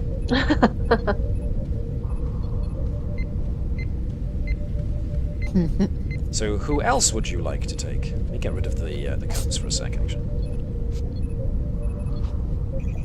Taking up all that space. Who wants to go on a mission of science on the Guicha, of all things? I mean, you could take Tavish, or you could take one of the supporting ensigns, if you think they would be useful to get some experience. Probably going to need at least one engineer if you want to fix up a probe. Yep, well, I was going to say these two. Okay. I mean, you've already got Turin from science. Is anybody else from science going? I mean, is Gurkau gonna... I mean, it's always fun to go on a road trip. Well, okay. I mean, the probability of looking at things and statistics, stuff like that. How about yourself, Doctor? Care for a fancy trip? In our favorite little rocket ship? Yeah, go on him. We don't want any ladder-based injuries. Are we going to keep things nifty as well? Yeah, the reason, by the way, it was the true reason I got my latest surgeon's decoration was that I have to heal the whole party after that ladder. We don't speak of that. I was about to say the same thing. Why do you think I passed it off as the radiation sickness treatment? Well, quite. We don't talk about the ladder. No. All right, girl. You want to come join this little trip in our little favorite rocket ship? Does Garrow want to go along on the Klingon scout ship? Yep. I've got to go for the. I got to lead security, haven't I? Yep. Yep. Go for it. Well, you don't got to, but it's nice to know that you've got the... Oh yeah, thank you for swapping them around. It's nice to know that the chief of security is there when you need it. Mm-hmm. You're not just being fobbed off with an ensign, You're the chief. He's the chief. Okay. So you're taking those guys. It's gonna be a little crowded in the Guicha, but that's fine. Yeah. So, oops, it is a crowded one. Too many people in that section, so let's just move you guys there. And because we love it so much, where did I put it? There it is. The Guicha Bridge. Is there? Well, we don't want Stoker anymore, do we? So we got Turin, we got Gurkau. Is that everybody? I think that is everybody. To the Guicha! That looks weird. How does it look weird? It's just kind of like a red blob. That means that you've just rendered the light sources and nothing else, so you might want to restart, or at least refresh. Blah, blah, blah, blah. Oh. Looks okay. Blah, blah, blah. Nice. Eventually, for Zippy, Zippy's gonna have a little Star Trek uniform with a comm badge too. And he's going to develop intelligence, and he'll be a member of the crew. He'll be there with his little legs. You never know. Maybe the only thing holding back the Muragar was their environment. Eventually, Hopkins is going to design him this whole intricate tube system so he can run around the ship as he wants. In any case, we are on the Guicha. Everybody is hopping off in order to proceed into the Madrigal system. So I'm just going to take us to the Madrigal system itself. So here we've got the Guicha already and loaded with those guys who are going.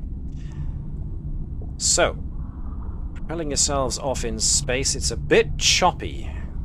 So the first thing I'm going to ask is... Well, the first thing I'm going to note, pardon me, is that this whole scene... Sorry, that should have been on mute. I was just talking to the dog, sorry. It's cute that you do that. The whole system has the trait gravitational waves 3. So certain systems will find it harder to operate as a result. So I am going to ask our pilot, assisted by the Gwicha itself, to give us a con check to see if you can keep this thing from sliding too close to the anomaly as a result of the gravitational difficulties in the area. So Hopkins is going to be giving us a control and con check, and let's go with who hasn't rolled in a bit. Can I make an argument for daring in con? If you really want to fly by the seat of your pants, then sure. She feels My it, daring's rather. higher. Yeah. So, let's think. Who hasn't had a roll in a bit? Chris Powell. Do you fancy being the Gwicha? Yeah, go on then. Now, this is going to suck some power from the Gwicha as a result of the difficulties, but if we can get engines and con from the Gwicha, please, 1 dice, while we get daring and con from Hopkins as our pilot. Mark's back, great. That's some good rolls there. 2 Nice. successes overall, okay. The Gwicha starts travelling along in pretty much a straight line to the telemetry received from the probe, which I will mark as by there. If you can see that, where I've just put an X. So proceeding along at a moderate pace, but everyone else who's on the Gwicha is kind of wondering why Hopkins is throwing the pedal to the metal as much as she is. Probably from the fact that she's just about restraining herself from going whee! But unfortunately that celebration is cut a little bit short as the ship starts drifting a little bit closer to the anomaly than you at first wanted.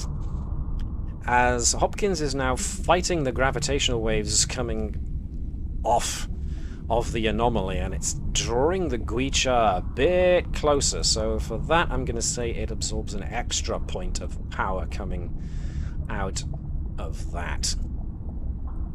But you do eventually manage to stabilize the ship somewhat, and propel it along a bit closer to the probe.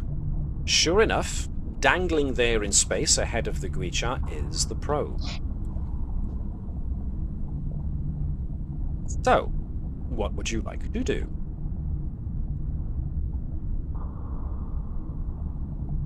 You're going to tractor beam it? You're going to beam it on board? Are you actually going to go out in space and retrieve it? What would you like to do? Probably just beam it on board, right? Yeah. Alright then. In that case, I'm going to need somebody with a control and engineering check to beam it on board. This will be assisted by the Gwicha's structure and engineering. So, let's see. Connie hello. wants to, since... Connie, since you... Oh, sorry, Mark, you volunteered yourself. If it's engineering, me, Tavish, plus someone else? I'm not hearing any argument to the opposite, so okay. No. Yeah. Okay. Whoever Connie, since you someone else suggested the idea, why don't you go as Tavish? Alrighty. Alrighty. And, Chris Bell, since you haven't been able to shoot anything yet with the Gwicha, why don't you give me structure and engineering 1 dice from the Gwicha to try and beam Okay, the sorry. What? probe on board. Okay, so structure and Engineering. okay. 1 dice. I know that. I'm sad too. I really want to shoot stuff with the Gwicha. Well, if you really want me to, I can expend a whole chunk of threat and bring something random on, but, you know. Millans, all of a sudden. Okay, the Gwicha has no help there. Sorry, swearing You on will be. stream. That's all. So now it's down to Flesk and Tavish. Who's leading? I presume. Presumably, Yes, Tavish. Okay. presumably Tavish. I was going to agree with that. So Flask 1 dice, Tavish 2.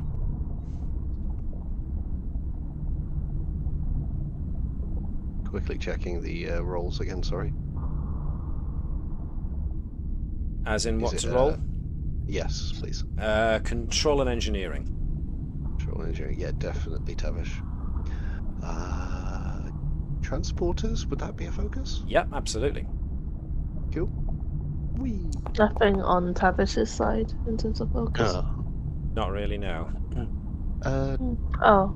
Maybe I buy. But a momentum, yeah. Yeah. I was about to be like, oh, okay. I'm gonna take one No down if successes no one there, no objects. successes there, so yes, might be a good idea to do so.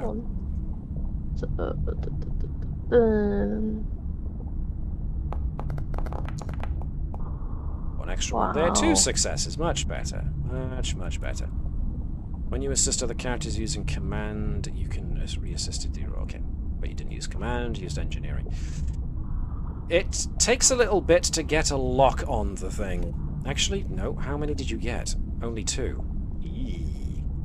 This is where the gravitational waves difficulty comes in. An attempt is made to utilize the transporter. Unfortunately, partway through trying to transport it, you lose the lock and have to keep it there in space. It seems that the gravitational distortion is making it very difficult to transport aboard. So there goes that idea.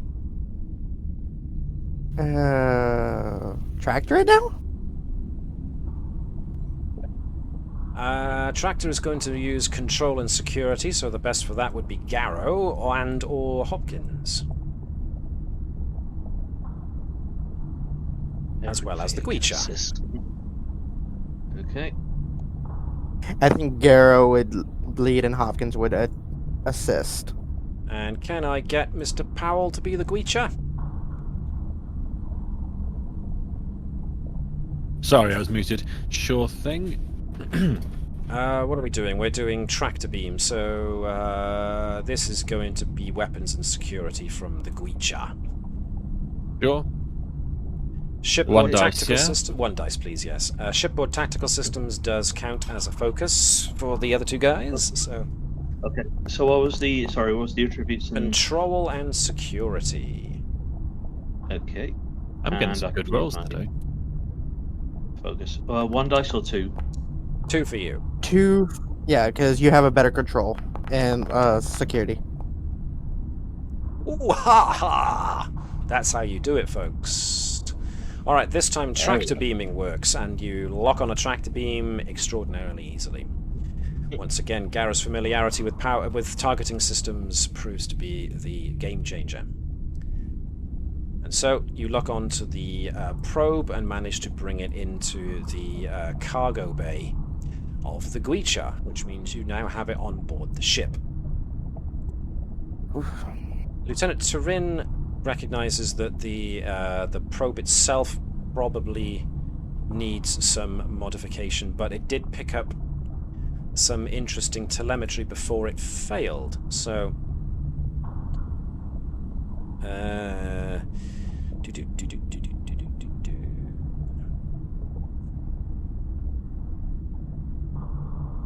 loading the probe's telemetry and fixing up the probe so that you can analyze what it had, you do realize that the structure hanging in space is actually quite close by. But in order to get a better reading from it, you're going to need to fix up the probe a little bit. So whoever wants to can try a bit of engineering jiggery-pokery with the probe just to get it operational again. This is going to be fairly easy since you've done a lot of it this term. This time.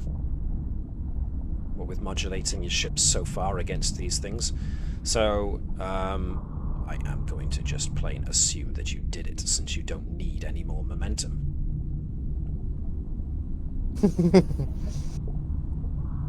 Keeping the probe close means that you can essentially use its sophisticated sensor systems to analyze things. And yes, indeed, there is a structure very close by, apparently, that is giving off energy.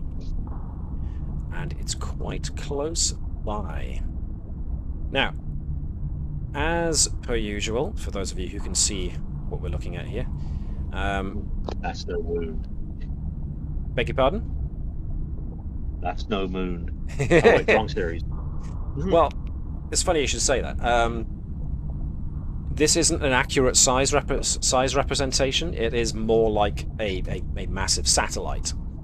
But the most obvious thing about it is that it appears to be entirely artificial. And it is within a travelling distance for the GUI chart now. So do you want to relaunch the probe, or do you just want to go up there yourselves and have a look? Now, Lieutenant Turin is very keen to have a look, but she is, of course, willing to basically sit back and see what the commanding officers want to do.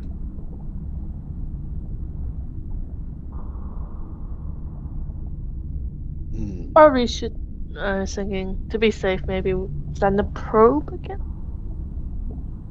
Okie Can we dokie. give What do other people think? Can we give the probe the shield harmonics? That's pretty much what I assumed you would do, yes? Then yeah, let's send the probe all the way there. Okay. Alright then, so I won't ask for another probe shot from Garrow. We already know he can do it, and do it very well. Now that you've modified the probe and you load it back into the torpedo bay, the probe is shot towards the artificial satellite. The telemetry that starts coming back indicates things like energy, energy output, metallurgical analysis, and that kind of thing. And it's at the latter that Lieutenant Turin starts getting very, for a Vulcan, excited. Commander, I am reading mineralogical... actually, what's the word I'm looking for? I'm reading mineralogical similarities very much to the monoliths that we've encountered on planets like Bacchus 4. But this is giving off an energy waveform that we haven't come across yet. If it is agreeable with yourselves, I would very much petition for an actual in-person investigation. There does not appear to be an atmosphere on this artificial planetoid, but there does appear to be a form of gravity. We might get more detailed scans if we were to go there in person. So in other words, we'll also have to be in EV suits. suits. Absolutely. And I don't think the Gritro... So the Gritro's crew is normally 3 to 5, so I'm guessing it would only have like 5 EV suits on here. But the good thing about that is you can But probably can- replicate more. What were you going to say, Connie? No, I just like beam the EV suits over, but replicating makes much more sense. I mean, it'll take another point of power, but, you know, you can replicate something complex like an EV suit, no problem. One would assume that since you've had the Guichar with the Combs for a pretty decent amount of time now, that certain things would have been put on board, like, you know, Starfleet standard EV suits and a replicator. Time to fly over. Okie dokie. Bring everybody's tokens along with. Oh, nope, someone's already beat me to it. Nice. Nice. Okay. So, like I've noted, this isn't an accurate size comparison. You are not giants walking along a very small metal sphere. However, the Guichar can be landed fairly easily, but there is a due amount of turbulence that is encountered when you get near it. Mostly because you are encountering some kind of energetic emanation that's coming from the satellite, which is not at this point entirely obvious what or why. Nevertheless, it is made of a compound that your magnetic boots of your EVA suits can adhere to. Therefore, EVA suits are a go. So, with everybody properly kitted out with their EVA suits, I mean, just for completeness, let's go to the character equipment, armor and protective gear. Let's give Tavish an EVA suit. Oh, somebody beat me to it. I will delete my addition.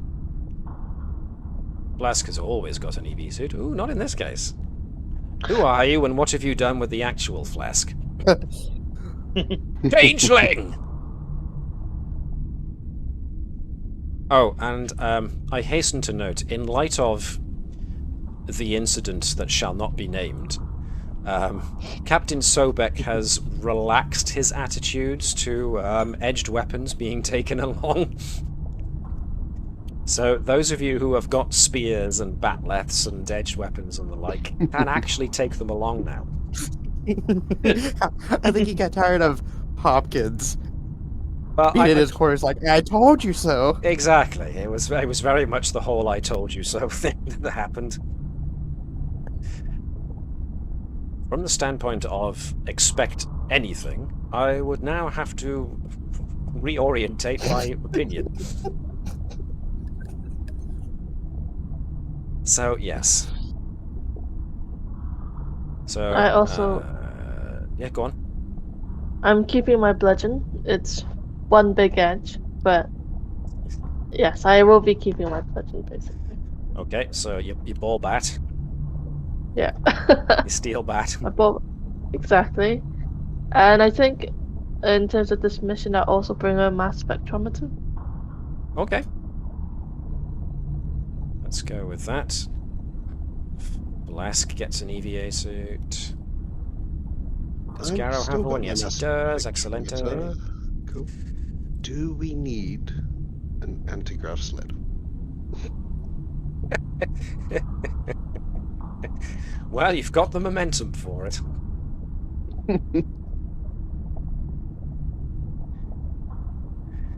By that I mean, even if you didn't, you don't technically need... Jeez, at this rate the Combs is going to become a menagerie as much as it's going to become anything else. Come along and see Hopkins's menagerie of interesting creatures. Moving back, anti-grav sled. That has got an opportunity cost of 2, so if you wanted to take it long for no other reason than shiggles, then it will cost you 2 momentum. Maybe not. It is a nice full momentum pool. Let's see what we encounter on the surface.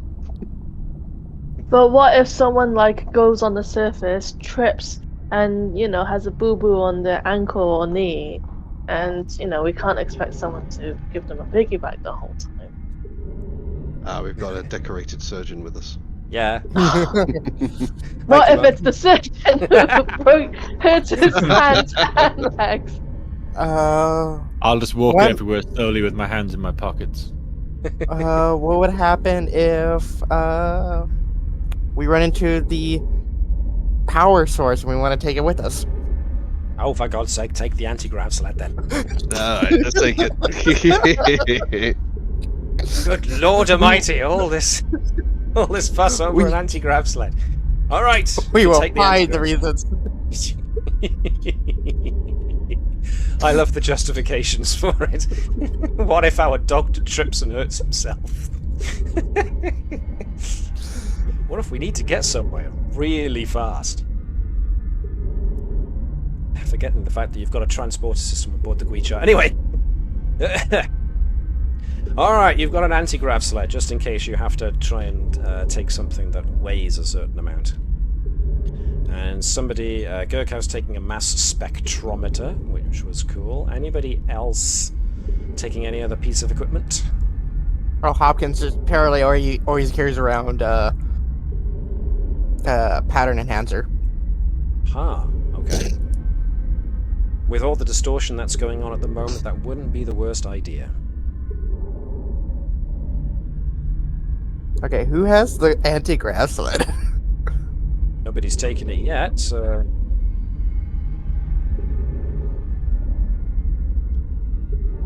Okay, no takers. Dang, Oh, that's no, a shame. if no one takes it, Hopkins would grab it. It's like... Going once, going twice. Do the EVA Sold to the suits lady with the have- head ridges. Yes, sorry, Mark. Do the EVA suits have built-in torches? Yes. Okay. One on the helmet, two on the shoulders. I'll take the engineering toolkit. Alrighty. Tavish has got one as well. I mean, you'd hope so, right? Yeah.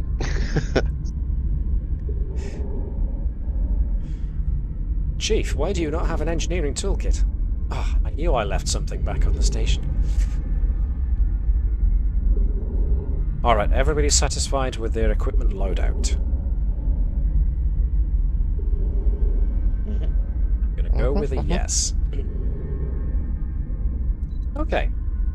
So, with your equipment gathered, or replicated at the very least, and EVA suits donned, you can proceed out onto the surface of the satellite.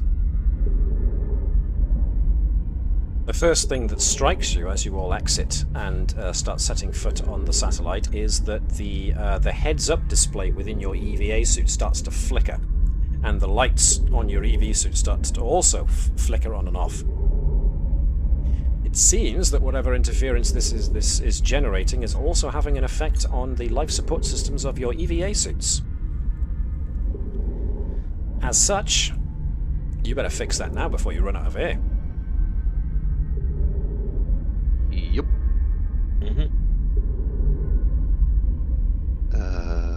That's a... So it's just as well that you brought an engineering toolkit, to be honest. That's a Tavish and Flesk task. That's a Tavish and Flesk task, and whoever else wants to help.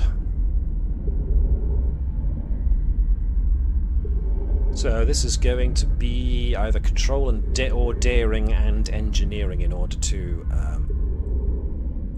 repair or modulate the energy systems of the EVA suits in order to get them to work again. Right. This is going to be Tavish difficulty definitely 3 lead. to do as a result of the interference from stuff that we've already noted. So, Tavish should lead, but I'll buy a momentum if everyone's okay with that. So we're rolling 4 dice. okay, so who's going to be Tavish? Who hasn't rolled in a bit?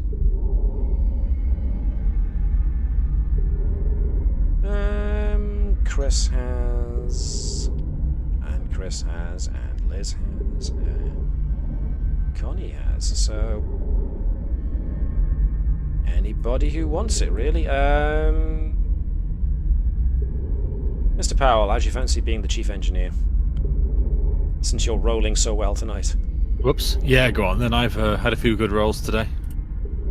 I mean, we may have just jinxed it, but... Yeah. We'll see. We'll see. So what are we looking at here? Control and engineering to repair or reconfigure these EVA suits. It's...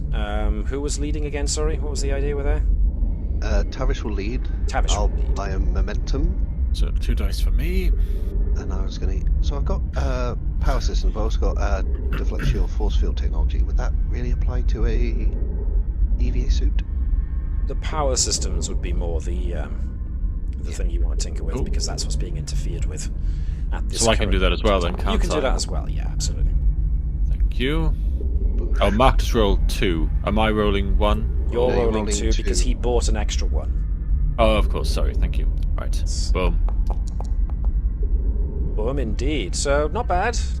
So your record of awesome has just dissipated. It may yet come back. You never know. But the 19 was a close one, skirting on the edges of failure there, but came back with it. So that's cool. So 1 and 2 is 3, which means we got on the bean of what we needed. So yes. So everyone keeps surprisingly calm by the looks of it, as their EV suits are starting to fail. But luckily, we've got 2 engineers on the job who can assist with that. So it takes a little bit, but not so long that anybody suffers any kind of suffocation or anything like that. Your EV suits have been reconfigured to,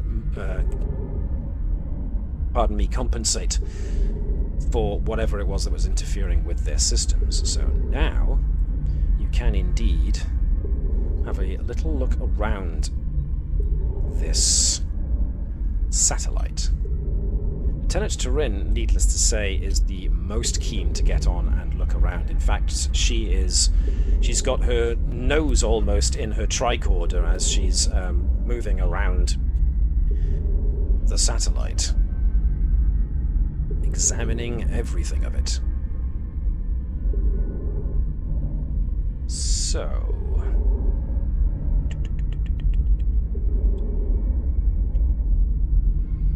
let's see. Can we see anything that opens up or? So far, no. There's a lot of Okay. there's a lot of dips and troughs within the place, as the design of this seems to suggest. Some of these are almost like steep crevasses that go down further than you can actually see, which, considering you're in deep space, is not a huge thing, and all you've got is the suit lamps. But nevertheless, the entire surface of this thing is made up mostly of what appears to be this super dense material, almost like a metal. But it is threaded through in many locations with these almost like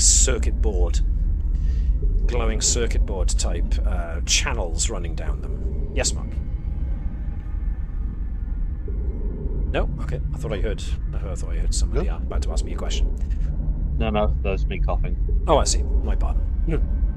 Sorry. So there's very much this kind of subsurface glow coming from beneath your feet.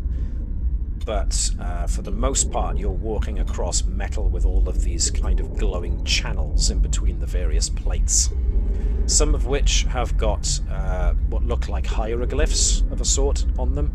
Others sport more defined runic kind of, not writing exactly, more like stamps.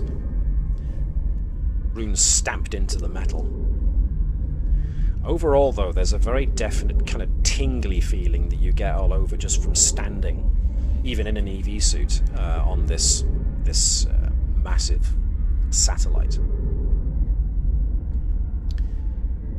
Nevertheless, Lieutenant Turin says that I am encountering a strange energy wave emitting from this satellite. It appears to be highly focused energy. But my tricorder at the moment is having trouble making any sense of it. The transmission is literally too powerful and is more than my tricorder can take. Perhaps if we were to retrieve the probe and utilize its more sophisticated sensor array, we could get a better idea of what is going on here.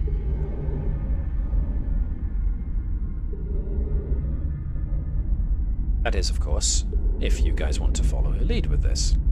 Or if you want to try something different. That's a good idea. Okay. Yeah, that's a good idea. Can Flask gain any information from his metallurgy focus? Can he? Oh well, you know. Does he recognize anything?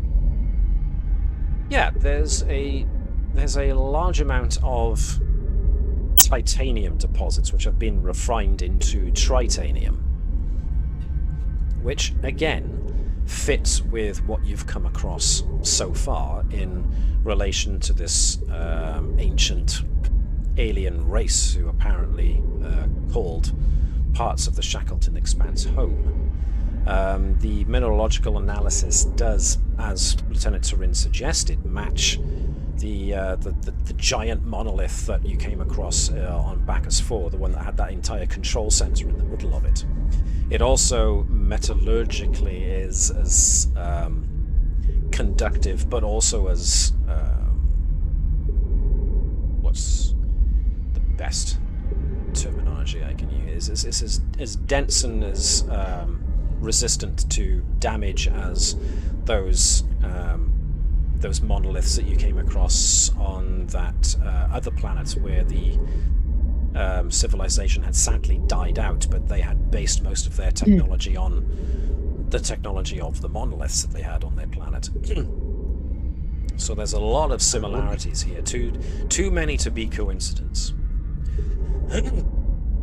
Wonder if we can take some of this, or the whole satellite, to build some armor plating for our ship.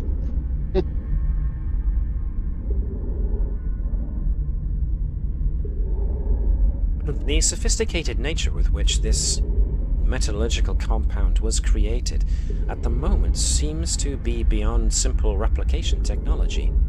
It appears to be a form of matter conversion that is, as of yet, outside of our ability to create. However, as Lieutenant Commander Flesk has pointed out, were we to gain the ability to manipulate minerals to this sophisticated degree, it would indeed be a highly defensible application for our ships. It could very well be worth trying to see if we could remove some of this plating, perhaps. In the meantime... We definitely took the anti-grav sled, right? You definitely took the anti-grav sled. And, yes, you also got the probe. So, bringing the probe out, if somebody wants to give us a control and science with an emphasis on sensors or similar, which probably the most practiced would be Gurkau at this point. But Lieutenant Turin can, or anybody else can probably assist. Pardon me. I don't think any of us have sensors, really. No, not really. What about, the probability of them? Well, I'm working with the afraid it's probe? less about probability and more about gaining the information out of the sensors of the probe and using it as basically a giant-sized tricorder. So, I'm afraid your statistical probability won't help you here. If no one else does, I'll assist. Okay. If nothing else, for parent figure. So, control and science, basically. Righty. Just go on talent alone. I'm sure you'll be fine. Taking over Tavish as well to assist. If you want to. I mean, Mr. Bell, if you fancy taking over Tavish for a moment. I will. Hang on 1 second. I don't mind assisting as Dr. Salt as well. My control and science are pretty good. In that case, Sorry, one which, from Flask, one from Tavish, tributes one to from Tavish? Sot, and from Gurkha. Yeah, that'd be the maximum of 5. So yeah, Sot can definitely put his scientific ore in here. Or Cool. not, as the case may be. I mean, if anyone doesn't mind, I'll take a point of momentum to use the Raid, magic you're at your reading maximum number of dice, unless you want Tavish to not contribute. And instead, Gurkha can take an extra dice with momentum. Oh, no, the momentum is for the reading talent. Yeah. So I would have applicable focus. Go on then, we'll do that instead of Tavish. Okay. No, I'll but stand down then. will I not still be able to use Tavish if this is just Oh, okay, not no, for that's a good rolling? point, actually. You're not buying the extra dice. No, you can still use Tavish, my pardon. Go for it, Chris. Roll Tavish. Hang on. Okay, so Roll cameras. the attributes were what were the Control and science. control, science, No focus. with a focus, 2 dice. No focus. 9 No focus. Or Okay. kleine focus. No focus. Kleine focus. Two dice. 1 dice, please. One dice. Yeah. Ooh, it was almost a 1, but then it went on to a 13. But that's still a success, so yeah. Ooh, look at that. Ooh. Definitely did the reading on this one. Okay. So the probe, with its more sophisticated sensor array, does indeed pick up a highly focused energy wave. In fact, now that you've got the probe and have detected the energy wave, you can upload that into the heads-up displays of your EVA suits so that you gain a visual representation of what's going on. And the following is kind of what you see. There's a very definite focused energy wave emanating from the satellite that you're currently stood on, and it is feeding that energy. That energy is going directly into the anomaly in space.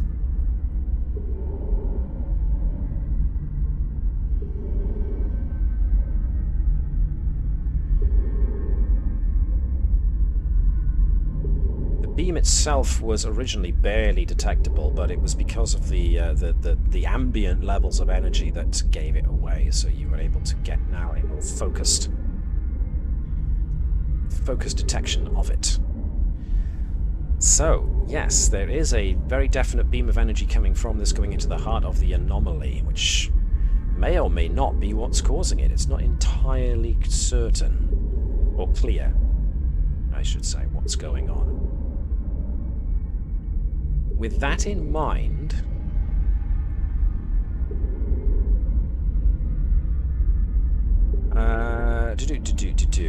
as you stand there with this representation going on and showing you that this beam is traveling directly into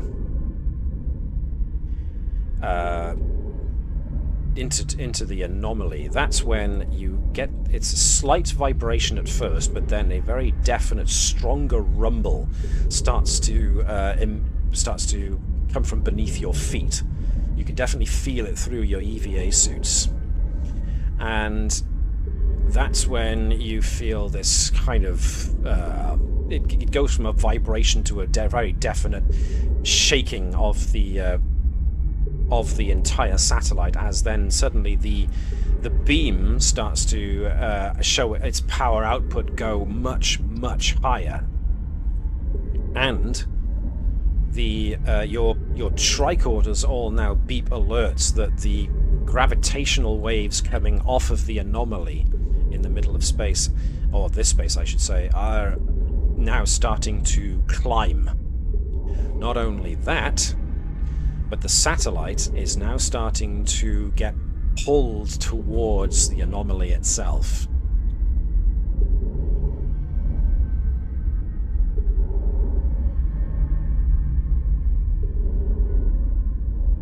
Uh-oh.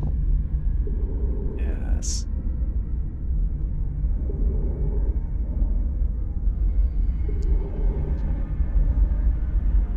Do we want to try and switch off the satellite? Do we even know how? Can we find anything to interact with?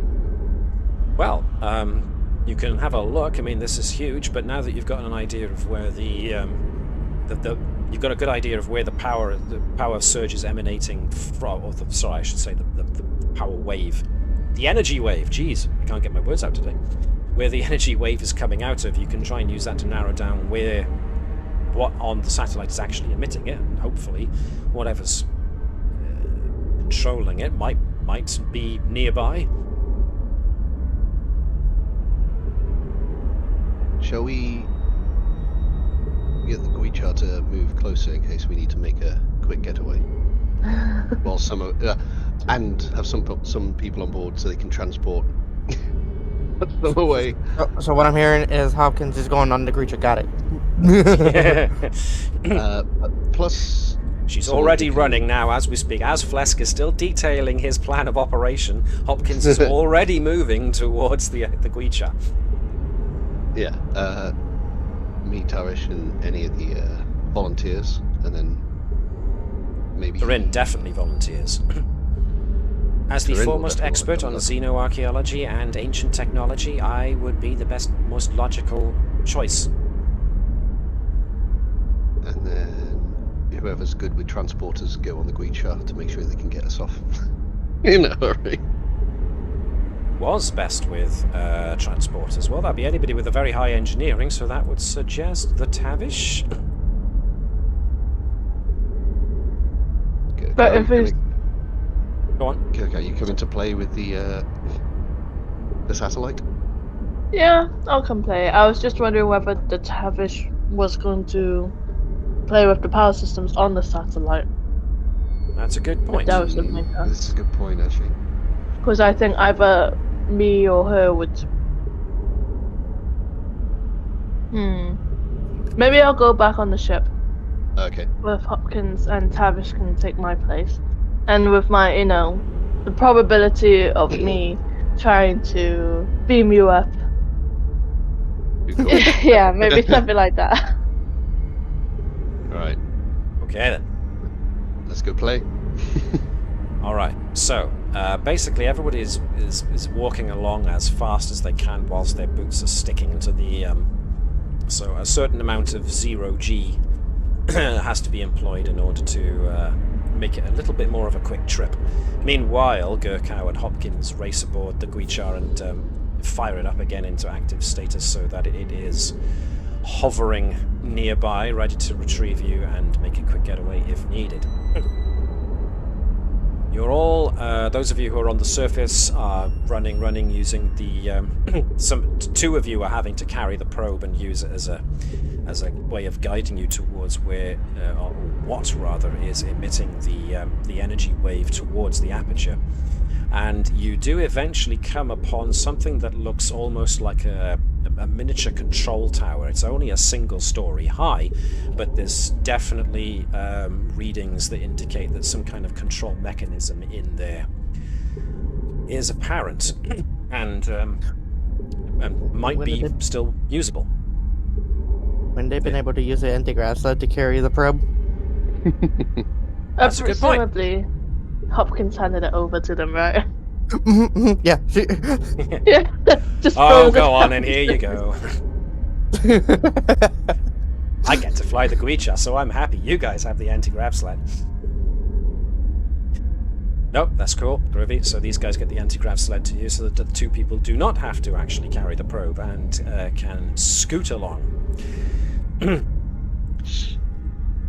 So this small control bunker, for lack of a better term, opens out before you, and it's pretty Spartan. There still is all that same kind of runic hieroglyphical look to the whole thing. But as soon as you get inside of it, there's no atmosphere per se. If there was supposed to be, it's either been turned off or long since ceased working, but nevertheless, still with your EVA suits, you are fine. But it comes down to trying to figure out how this thing works. There are a load of hologrammatic displays that suggest that this artificial satellite has got a very large, very sophisticated power core. Its energy output has gone from nominal to fairly high, which tracks with what you've seen so far, with the fact that this thing just kicked into high gear and started creating more of a gravitational anomaly from the aperture, and the satellite is itself still being pulled in that direction as a result. Excuse me. So now it comes down to trying to figure out how these controls work. So Lieutenant Turin, like we've mentioned, is probably the best one to maybe lead on this, because she has, although her science isn't huge, but she does have ancient technology as a focus, so she could at the very least help. So how do you want to go about this? She does have a determination, we can. She does have a determination. Logic is all. Yep. Logically, I'd if it say turns she- on, it can turn off. Or logically, if Yeah, it let's- turned on, there's a control mechanism to control it with. Yeah, let's try and turn it off and then take this power system with this little anti-grav sled. Well, the power system itself seems to be, from what the holographic readouts, from what little you can interpret, this thing has some kind of massive reactor in the middle of itself, which is, this thing is the size of a small planetoid. Trying to take that would be trying to take the entire freaking moon, pretty much. So taking the power core from this thing is way outside of your current means. But we can try and, if we switch it off. We can buy ourselves some time to try and get some understanding on how it works. Okay. And let's try and get Turin to find out how So, this works. we're looking for folks with good reason and good science. I will definitely help, and I've got power systems focus as well as metallurgy.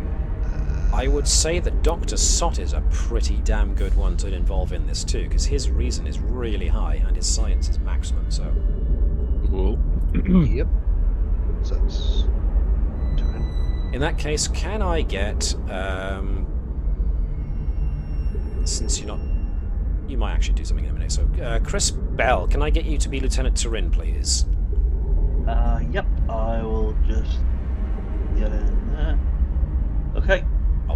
Sorry, was it science and... Reason and science. We are using 2 dice with a focus on ancient technology. And rolling. Bad. Yeah. Not bad, not bad, not bad. Dr. Sott, do you want to... 1 dice from spend a Dr. Sott, momentum? please. I don't think ancient technology is on your Yeah. list of focuses anywhere, but No. he's got a very high reason and science, so he's good as he is. Ooh, look at that. There we I was are. going to say, do you want to spend a momentum and roll another one? Because you've got high reason and science. Yeah, I can do that. Do it. You can get another one. So basically, Just have to think of hit dice, the yeah. re-roll results button, and you can just do the same thing again. Oh, I beg your pardon. Thank you. So, I'm focus. not saying what you were doing was wrong. I'm just saying it's the faster way of getting there. Yeah, thank you. So we will take the There we 11 are. from that. I don't think I knocked momentum down, did I? I'll do that now. Boom. So It was 6, wasn't it? Have we spent 2 momentum? Oh, that's my bad. There we are. Yeah. And then, let's give it a roll. That's 1. Booyah! 1, 2, 3, 4. All right. Lots of very nice momentum goes into that, which means you get 1 back, which means you're back up to full again. All right, it takes a bit of working out, but since you guys have come across this technology before in sparing glimpses, you gain a general understanding of what is a power reading, what is an activation rune, glyph, whatever, what things look like they might be the control of the output. So, approaching it from a standpoint of trying to turn the thing off, it's a bit difficult since you still haven't quite got the grips of the language of what all the readouts mean, or therefore what the runic glyphs on the control panels mean. But a power system is a power system is a power system. As long as you can see the power levels going up, it stands to reason that some of these controls mean that you can at the very least bring the power levels back down again, so that the overall output of this satellite is reduced. And so with some trial and error, and with Hopkins and Gurkow kind of hovering along, watching the aperture in space get closer and closer and bigger, and feeling the gravitational effects get stronger, eventually the crew on the satellite are able to actually reduce the output again, and the gravitational eddies start to slowly subside. The power, the energy wave being directed out towards the anomaly in space is still there, but you've reduced its intensity enough that the gravitational pull of the anomaly is now smaller, and therefore the satellite comes to a stop, which, yeah, everybody is a very definite sigh of relief. But that's when those on the Guicha get a sudden warning alert come up on their sensors as Gurkow and Hopkins notice that there is a warp signature incoming. A ship is coming in. Everybody just basically sits back and watches as a ship translates out of warp. and it is a ship you have seen before.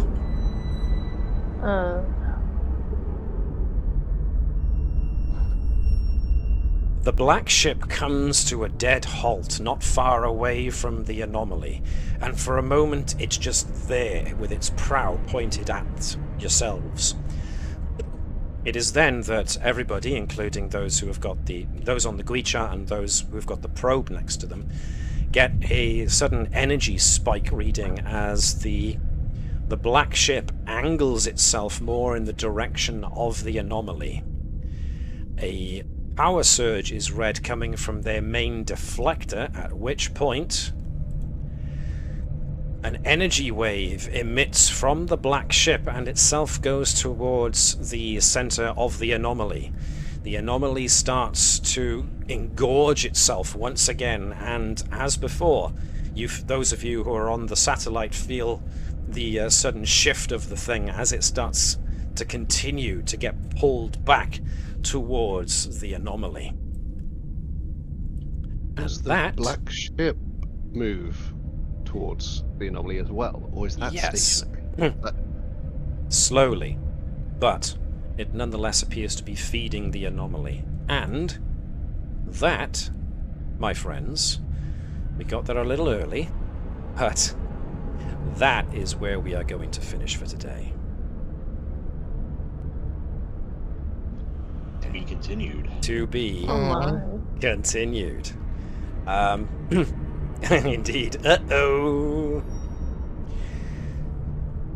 Why is the black ship here? What are their intentions? Why are they trying to make this this weird space anomaly wider? Who knows? You might want to try asking them that, if they reply at all. But that's going to have to wait for next week. Because unfortunately, due to the amount of time that we have remaining today, I don't think we'll get through the next section of this episode. So I'll just have to wait. But in that regard, yes, we will put this off until next week. I do believe we will have a Dave back next week, so we will have our chief engineer. Everybody else still available for next week? I believe so. I'm gonna have to double check because I might have a birthday to organise, but I will double check and see what happens. Please do. Barring my unit trying to call me in on Easter Sunday, I should be free. Excellent. Everybody else good? Yeah. I'm good, yeah. Excellent. In that case, yes. Calling it slightly early, as I mentioned, but with the time we have remaining today, we won't have enough time to go into what happens next, so we will save it as a to be continued for next session, in next Sunday. So, yeah. To everybody who tuned in to the stream, thank you very much for watching. For those of you who are watching this on YouTube, if you enjoyed this, consider giving us a like, because it helps not only us, but also everybody else who does Star Trek and everybody else who does actual plays of role-playing games. And, of course, anything you can do to help appease our Lord and Master, the algorithm, all hail the algorithm, would be much appreciated. In the end, we ask you to do like the Vulcans do, and in this case, not activate an ancient alien satellite with the intention of opening a gravitational fissure even wider than it already is. Maybe instead engage in infinite diversity and infinite combinations, and also to live long and prosper. The continuation of this rather interesting episode will be next time at the same time, so we hope to see you then. Until that time, I would like to thank my players, as per usual, for being so great, and for everybody else for tuning in and hopefully enjoying this. So, we will see you when we see you next. Take care of yourselves, treat everybody else with the respect that they deserve, and we will hopefully all get through this crazy, crazy time as a species together. In the meantime, however, thank you very much for watching. Hailing frequencies are now closed.